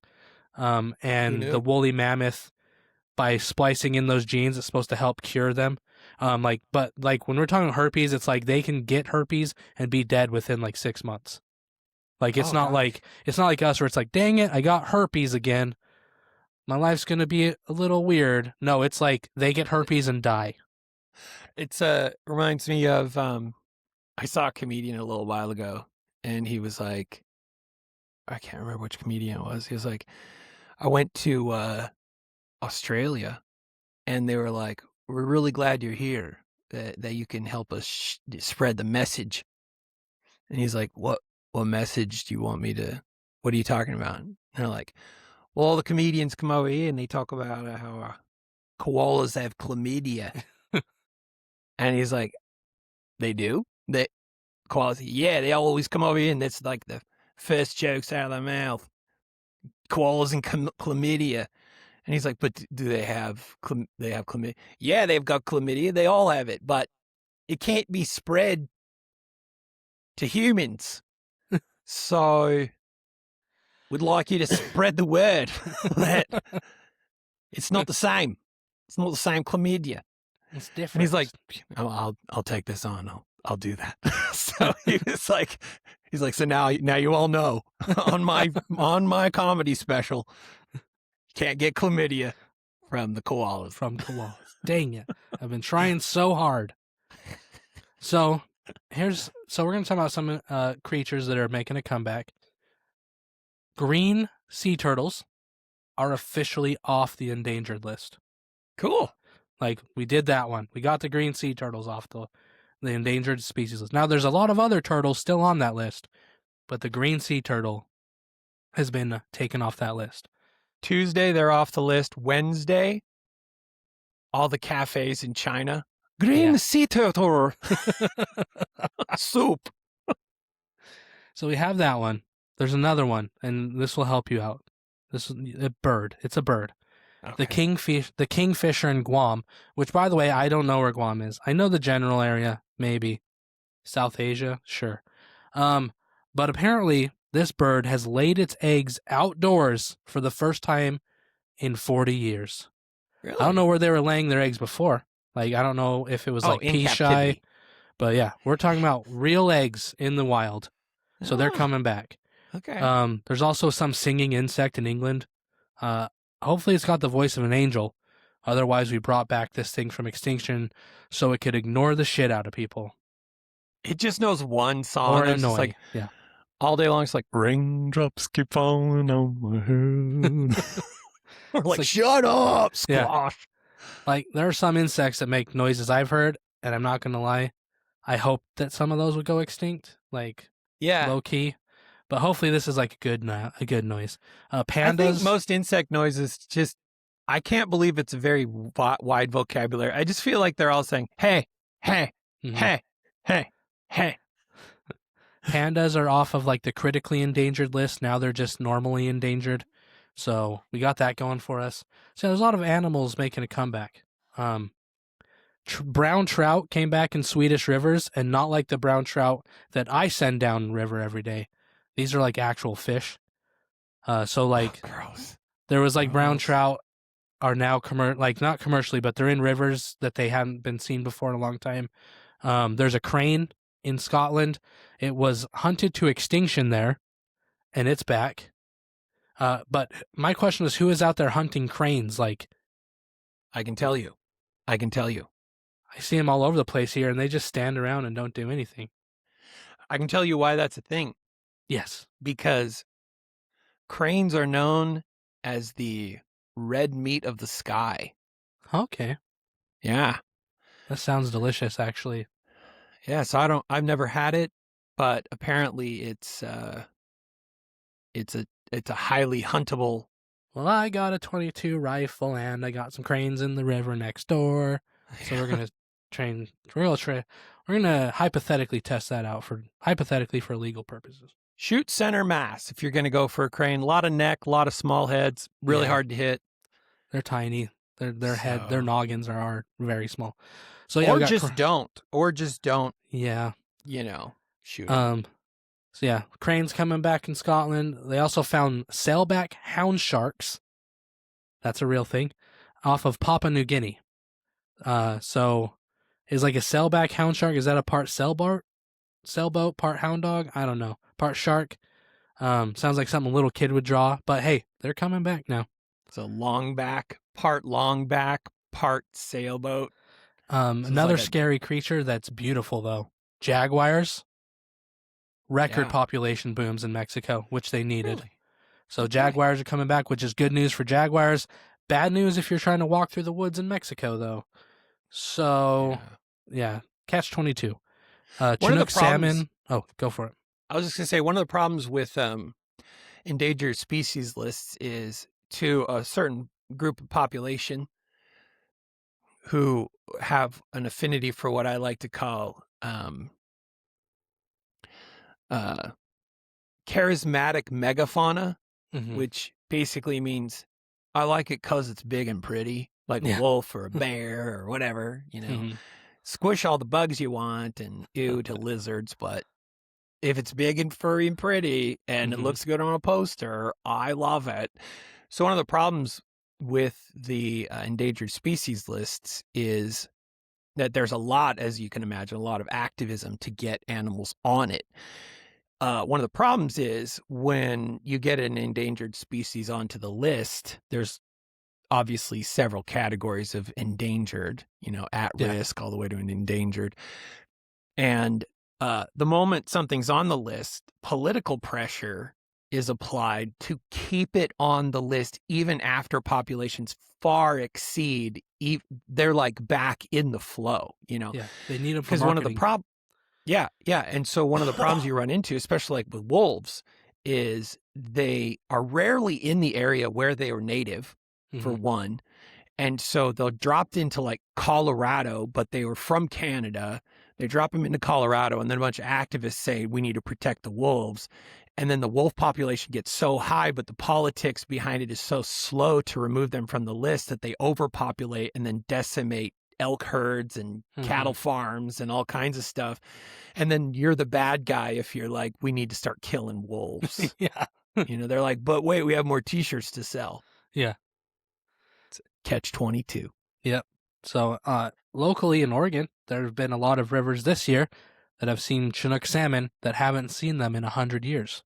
So the Chinook salmon run has been doing really good this year. It's like 10 generations of salmon. They're like, we're not going to this river in Oregon. Now they're like, there's too much of us. We're going to have to move out to these rivers in Oregon. So it's just a good thing. Nice. Another thing, so this is on the nature thing. Deforestation is down globally. Okay. So we're deforesting less. There's way more protected forests in the world, not just in like first world countries, but all over the world. So half the forests in the entire world now have management plans, which is a good thing. So that's like, hey, we need to, before we cut any more, we got to replant kind of stuff. Like that's pretty much that's the very basic idea of a management plan. Good. So like in Oregon, if you've ever driven around, they literally will have signs on the side of the road that'll be like, this place was replanted 10 years ago. This place was replanted 20 years ago. Like, so you can kind of see, how long it takes for these trees to get back up to, harvestable lumber stuff. Yeah. And so, yeah, there's a lot of forests now, like in Brazil, the Amazon, that are now under management plans to, so we're a little more conscious about what we're doing to our environment. Good. Another cool thing, 0 rhinos got poached last year in India, which is a huge deal. That is huge. Yeah. That's huge. So, 0 rhinos were poached in India, which is awesome. I guess they're using cameras with AI now that are able to fast track response teams to areas, and that has prevented the death of a lot of rhinos. Nice. So here's a cool one, and I'm going to pronounce this wrong, probably on purpose. The first time anyone saw a D-hole in 35 years in the wild. Do you know what a D-hole what? is? A D-hole. D-hole? Yeah, it's spelled D-H-O-L-E. It's probably dull, but I call it a D-hole. Okay. It's a wild dog, and it was in the Jungle Book, D-holes. So, and in the Jungle Book, in the original book, a pack of these were actually scarier than Shere Khan. So, that's apparently Rudyard Kipling was afraid of dogs, but those dogs are back now in the wild. So we're getting now. We also have golden tabby tigers. Have you heard of this? No, they sound cuddly and fun though. Yeah, golden tabbies are now available in tiger form because regular tigers are boring. We need gold ones. But yeah, good news. Lots of animals coming back. We're cutting down less forests. Now, get away from nature. More good news. And this is probably, some people are not going to agree with this, but I agree with it. Kids are getting away from smartphones more. Not by choice. Australia banned social media for any kids under 16 years old. Yeah. When I was 16, social media was called talking to people at school. Somehow I made it. I'm not very smart, but I made it. Darn. So Florida did the same thing, the state of Florida, for 14-year-old and under kids. They're not allowed to have social media. Florida is finally trying to protect children from something, which is new, because usually they're in the news for the opposite reasons. South Korea banned smartphones in schools, and apparently kids' grades got better.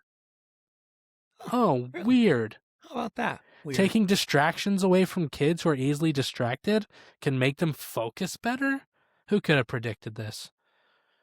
I've got to believe that at some point in the near, I'm sure it's already been done and I just it hasn't gotten mainstream enough that I've noticed it, but there has to be some deep dive study that somebody's either in the middle of or has already started that says, okay, what happens to the brain when you feed it 30-second dopamine drips for hours on end, and also the information that is fed into there falls into a very narrow interest pool based on an algorithm, based on what it thinks you like, based on maybe what it pushed you, based on, where your finger and eyes are looking and clicking, Scared for that day. I'm not going to lie. If I was a 16-year-old kid, I'd be pissed about that. But it's one of those things, it's like you just have to hope they grow up. Like there's certain things in life you grow up and you go, oh, I can see why my parents didn't let me do that, or I can see why this is important, but it's always stuff you can't see at the time. Because 16-year-olds, for some reason, think that they're fully grown and capable adults. Yeah. And none of them are. But they think that they are. And so, yeah, it's like, well, I can handle it. And so, yeah, I like it. That's what I'm planning to do with my kids anyways, is try to limit that as much as I can. Because, it's just not good for developing brains. It's not good for fully developed brains.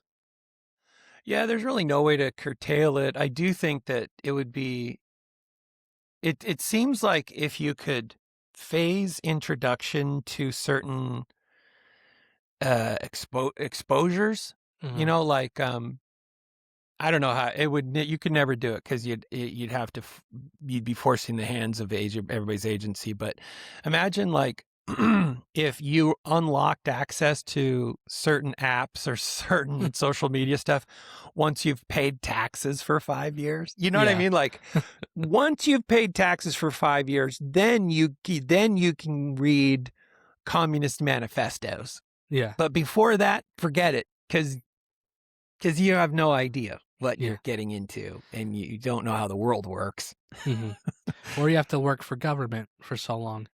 Or you unlock certain, like once you're a C level at a company, then you get access to certain things, but before then you don't get access to them because like to me personally, like one of the major disconnects is like every time there's a barista protest or like, you know, they walk out because the CEO's making so much money.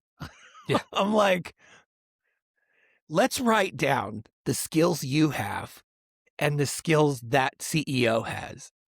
And let's write that all down. And then we'll evaluate each line. And then that gives us how much credibility your protest has. Come on, let's go. Anyway, sorry. No, you're good. So this one is one of my favorite good stories. So there's this dog named Aloka who joined some Buddhist monks on a peace walk. The dog was literally just chilling. It had been abandoned. Saw a bunch of Buddhist monks doing a peace walk, and it just started walking with them. It just kind of joined on to their little walking line for 112 days in a row. It just walked with them, slept there. That dog has way more commitment than me. I can barely walk to the mailbox. And at one point, the dog was even hit by a car. Then it got sick, and the monks put him in a truck to give it a break and like nursed it. But as soon as it was able to, the dog jumped back out of the truck to start walking with his homies again. That's so interesting too, because it's weird to think that like an animal or really anything living wouldn't be like, this is what I call home. Like this area right here. That dog is just like, I got nothing else going on. Well, how long do you have? I don't know. How long are you going to do this thing? We're not sure. Okay, I'm cool. Let's do it. Yeah. So at the end of their walk, they adopted the dog. Now, I hope. So that happened in, where did I say it was? It was somewhere, I think like back in the Middle East was where they did this first one. But now the same group, going to America. They're going to do a 2,300-mile walk from Texas to Washington, D.C. And they're bringing the dog with them. And he's going to do it step for step with them. So apparently they've already started, and people have heard the story. Dairy Queen gave everyone free ice cream in the group, so that's cool. Even the dog got some free ice cream. So, welcome to America. Have some ice cream. We're going to make you fat.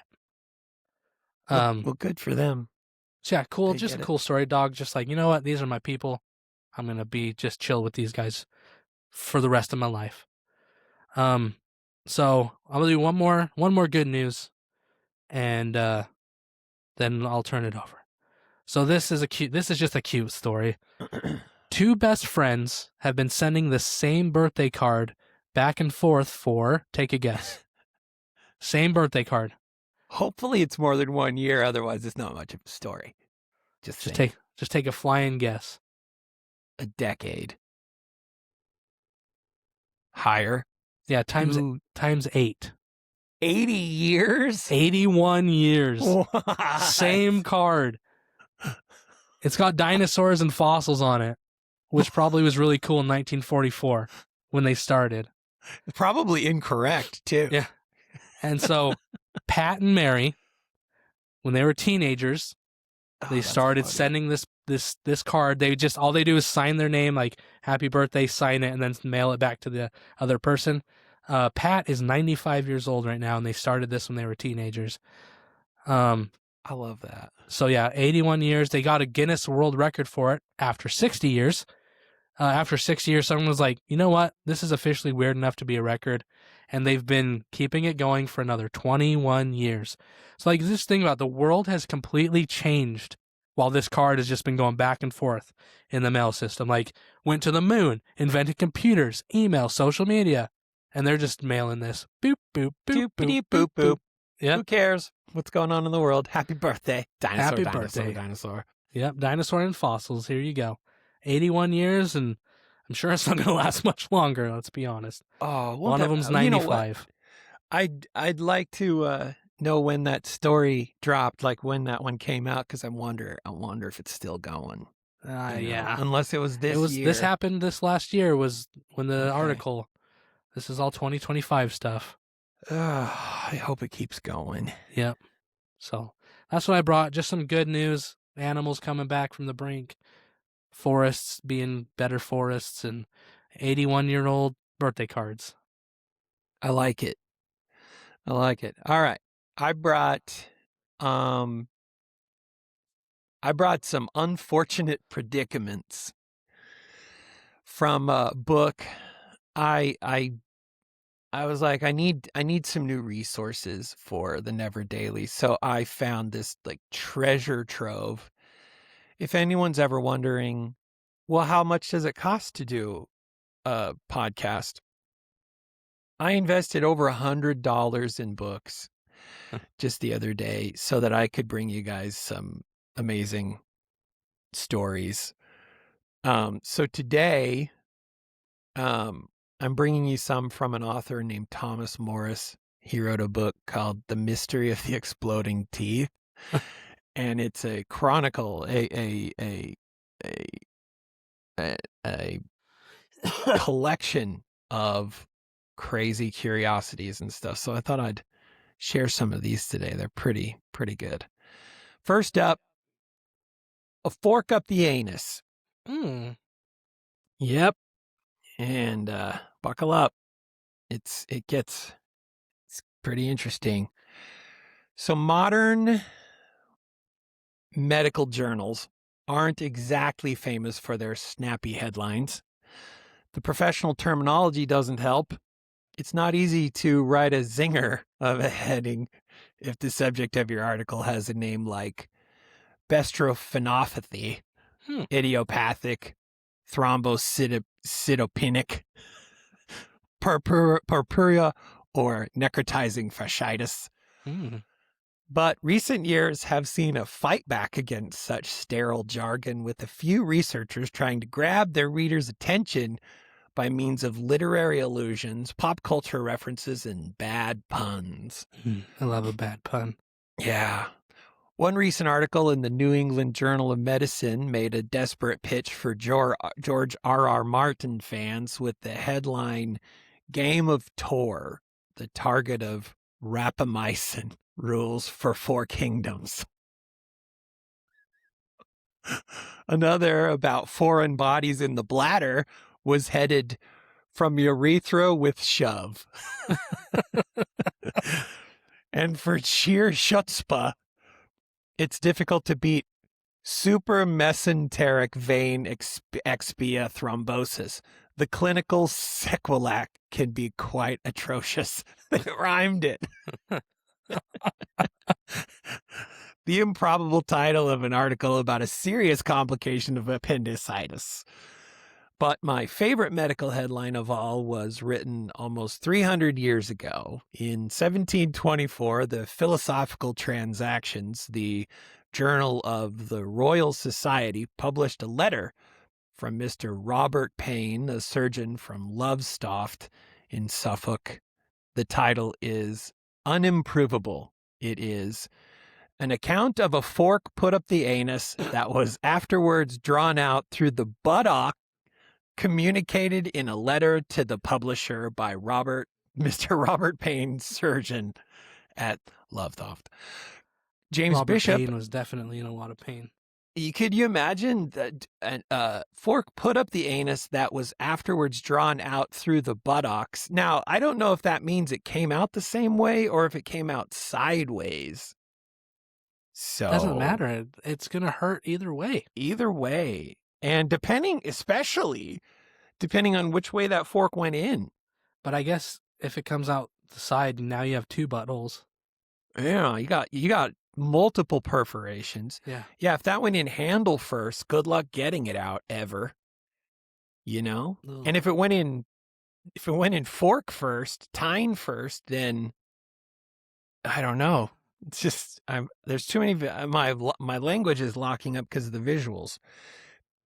James Bishop, an apprentice to a ship carpenter in Great Yarmouth, about 19 years of age, had violent pains in the lower part of the abdomen for 6 or 7 months. It did not appear to be any species of the colic. He sometimes made bloody urine, which induced Mr. P, I think Mr. Robert Payne, to believe it might be a stone in the bladder. Also, a surgeon named Robert Payne. That's fun. Also from the 1700s, so that's even more painful, probably. He was very little relieved by physic. At length, a hard tumor appeared in the left buttock, on or near the gluteus maximus, 2 or 3 inches from the verge of the anus, a little sloping upward. A short time after, he voided purulent matter by the anus every day for some time. Now that would be, I believe, purulent matter would be pus and the like. This is the old sense of the word tumor, not necessarily indicating abnormal tissue growth, but a swelling of any description. This example was, as it turned out, some sort of cyst, and eventually its surface broke. The surgeon suspected it was an anal fistula, an anomalous channel between the end of the bowel and the skin, but events soon proved him wrong. Shortly after, the prongs of a fork appeared through the orifice of the sore, above half an inch beyond the skin. As soon as the prongs appeared, his violent pains ceased. I divided the flesh between the prongs according to the best of my judgment, and after that made a circular incision about the prongs, and so with a strong pair of pincers extracted it. Not without great difficulty. Handle and all entire. The end of the handle was besmeared with the excrement when drawn out. Oh, I'm losing it. Naturally. And this is like an old-timey fork, too. Yes. Naturally. Yeah, we're not talking, chrome-plated or stainless steel or anything. Probably And like I love that it was splintery besmirched. wooden handle on it. Yeah, besmeared with the excrement. Naturally, this was a surprisingly large item of cutlery. It is 6 inches and a half long, a large pocket fork. The handle is ivory, but is dyed of a very dark brown color. The iron part is very black and smooth, but not rusty. That's good. The young man was reluctant to explain how he had managed to get himself in this predicament, at least not until he was threatened with the withdrawal of his allowance. I'm going to take your allowance away. Unless you tell me what take happened. the garbage out for free. A relation of his, a gentleman in the neighborhood, who sent him to be under my care, the Reverend Mr. Gregory Clark, rector of Blundeston, of whom, in a great measure, his dependence is, threatened never to look upon him more, unless he would give him an account how it came. And he told him that, being costive, he put the fork up his fundament. I believe costive I think that means probably backed up. Yep. Means he put the constipated. Constipated, yeah. See, he put the fork up his fundament. I love the terms they use for, like, who says fundament anymore? I'm going to start using that. Nice fundament. He put the fork up his fundament, thinking by that means to help himself. But unfortunately, it slipped up so far that he could not recover it again. Now, you think about the way it came out. Yeah, he's fishing around in there with the ivory end of this fork, which probably seemed benign at the time. Mr. Payne adds a postscript. P.S. He says he had no trouble or pain till a month or more after it was put up. A fact that does not alter the moral of this cautionary tale. If you're constipated, it's better not to stick a fork up your fundament. Oh, man. Dude, I've always known there was a poop knife, but I just never knew there was a poop fork. Yeah, I've heard. That's not good. Okay, I got one more for you. Oh, poop. Let me find this here. All right, here we go. This is not a word one encounters very often. Infibulation. It's a noun. The action of infibulating, specifically the fastening of the sexual organs with a fibula or clasp. Okay.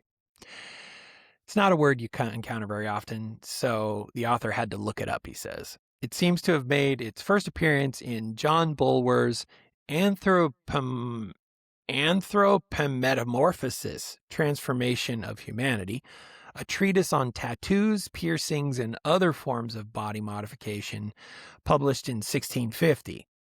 Bulwer reveals that in ancient Greece, infibulation was used to keep young male actors chaste. So lock them up.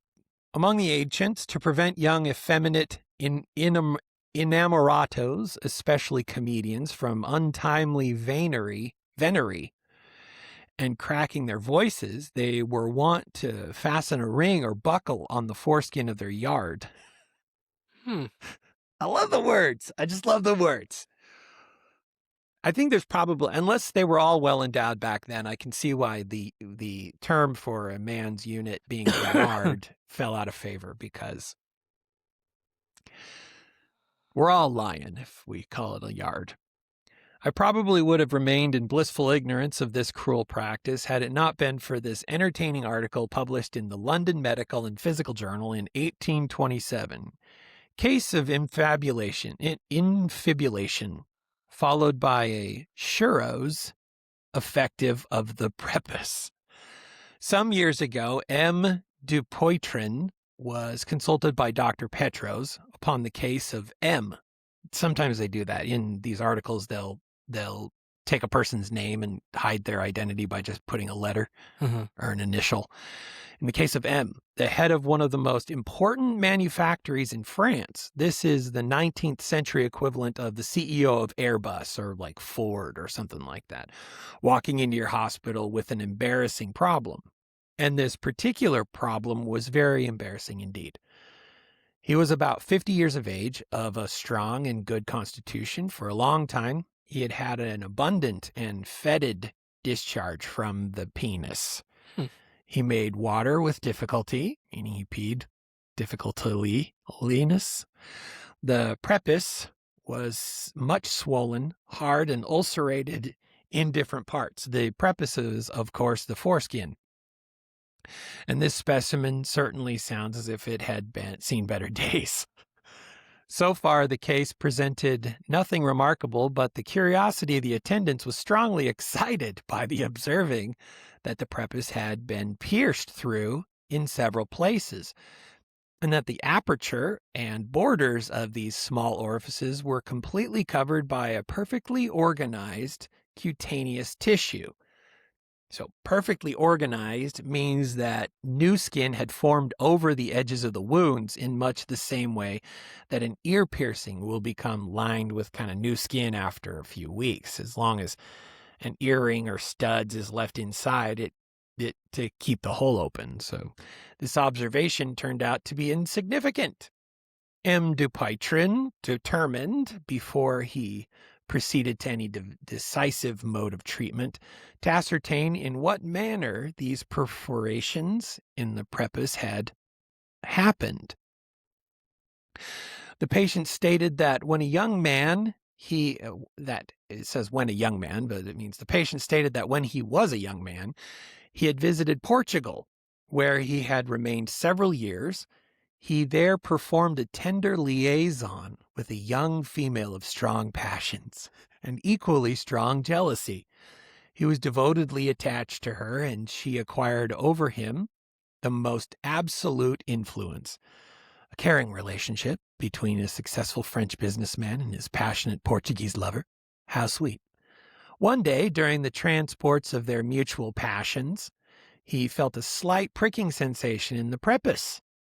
But, having his attention completely abstracted by the caresses of this fair mistress, he did not even examine from whence arose the disagreeable feeling he had experienced. But on retiring from the embraces of the lady, he found the prepuce, remember that's foreskin, secured by a little golden padlock, beautifully made, of which she had kept the key. I'm sorry, but that's not a long distance from my eyes to that region of my body, and if I felt an intense pain, I'd look down.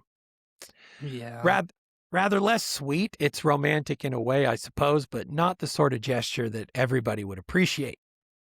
It would appear that the lady was not deficient in eloquence, for she kept her lover in good humor by her rhetoric, assisted, indeed, by occasional caresses, and persuaded him not only to permit the padlock to remain, but to consider it a very ornamental appendage. She even gained permission to reapply it each time that the skin which was pierced appeared weakened, and however incredible it may seem, she at length, to make assurance doubly sure, put on 2 locks. This seems a little excessive, and it's surprising that her paramour agreed to it. On the other hand, it may be that M, the patient, was finding the whole thing more pleasurable than he cared to admit to his doctors. M remained in this state for 4 or 5 years, constantly wearing one or two of the locks appended to the prepuce, the key of which was, of course, taken especial care of by his mistress. The consequence ultimately was that the prepuce became diseased, and a cancerous affection was threatened when M. de Poitrin was consulted. Cancerous was sometimes used to describe persistent ulceration rather than a malignant growth, so this may simply have been a chronic infection in a uniquely delicate area. The safest and most effectual course was then adopted. The prepuce was removed by an operation nearly resembling circumcision under the care of M. Sanson. The cure was complete in less than 3 weeks. The patient has remained in perfect health. Let's hope that this French captain of industry managed to keep the episode secret from his employees. It's not the sort of anecdote you want cropping up at the staff Christmas party. Oof. When I was living in Madagascar, there's a guy I was living there with who, they don't know why, they never figured it out, but he was developing scar tissue in his urethra. Really? And so he couldn't pee. Like, it would take him like an hour to pee. He would just drip, just bloop, bloop, bloop, bloop, bloop, bloop, bloop, bloop. And so they had to send him for surgery. And the only place that they could do that, the closest place, was South Africa. So being like just 20-year-old jerks, every mission has a mission mom. Like there's a couple, like they're retired, but their job is to like take care of all the dumb 20-year-olds basically. And so we all knew what was happening. We had talked to this kid before. I won't say his name, but we had talked to him and we all knew what was happening. He was going to South Africa. He's going to get a laser put up his junk to shoot the scar tissue out so he could pee again. But we asked our mission mom, whose English was not her first language, we're really worried. What's going to happen to him? So we're trying to get her to explain the surgery, and she started to explain it in her French, like broken English and French. And she's like, well, they're going to take a, fiber optic laser. And she brings her hands up, her index, and she goes, and they will, insert the tip into his penis. Yes, his penis. And they will then use the laser to remove the scar tissue. And so that became like the biggest inside joke to all these 20-year-old, boys, was we just walk around and just start touching our fingertips together and just penis, and just like, like just hearing her say that was like the highlight of like this super religious lady explaining penis surgery to us. Like we thought it was the funniest thing in the world. So yeah, now it's just, the penis. That just brought up good memories. Good memories. Oh, yeah. Nothing like a sad story from the 1700s to recall our own dick jokes. Yep. Our own real life dick jokes. Our real life ones. Anyway, well, I hate to say it, but that's probably the extent of our show for today. We played all the songs, we talked about all the things, we did all the videos, we did all the things. Did over some 2 people hours are like, of content. Yeah. Some people are like, how do you come up with so much stuff? And it's not easy, but it's also not hard. But it's also called ADHD. Yeah, exactly. I don't know if anybody else is like me, but half of my day, well, no, half of my doom scrolling, because it doesn't take up half of my day, but half of my doom scrolling is bookmarking stuff for this show. Like, that's all, like, I'm always in it. So there's never going to be a lack of content, I don't think, ever. As long as the world keeps turning, we'll have stuff to talk about. Yep. And now I'm off. I need to go change the oil on Sam's 1990. Does he have a 99 or 98? 1998 Toyota 4Runner. Those are gem. Those are awesome. I love it. The only thing I don't like about it is the oil filter is placed right above the entire axle. Yeah. So when you take the oil filter off, it just oils your axle. There's like no single place for it to drop like you'd hope. It's a nightmare. So you have to both change the oil, wrap your car like a baby in a diaper, and then go wash it at a car wash. So yeah, here's like just those 98, 99, 2000 4Runners. Here's a little $24,000 for one. 75,000 miles. Yeah, we got that's a sweet That's deal. a 25-year-old car Yeah. going for 24,000. Here's another one, 130,000 miles. It's not in good shape. 20 grand. Yep. 350,000 miles. Horrible shape. 8 grand. Like, yeah, around here they go for, I'd say 8 to 12 mostly. This one we went and looked at, and the guy was like, I just sold my brother's and got a lot more for it, but there's something wrong with this one. Something's wrong with it. I'm not quite sure. And it's making a weird noise. So I'm like, Sam, jump in it. So he jumps in and he turns it on, and I was like, rev it a little bit. So I was wanting to hear the noise, and I could hear this like, right? So I look down and I look at the exhaust, and there's just this, I think I've mentioned it already. There's this little fissure in the exhaust. so you have an exhaust leak. And I was like, wow, yeah, well, the rest of it's in good shape. I guess we'll take it for what you're asking. Would you take 6? He's like, oh yeah, I'll take 6, because he was asking 65, I think. Sam paid for it in cash.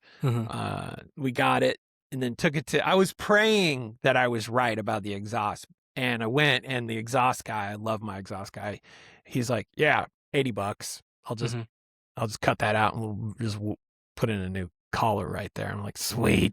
So saved us like 6 grand. Yeah.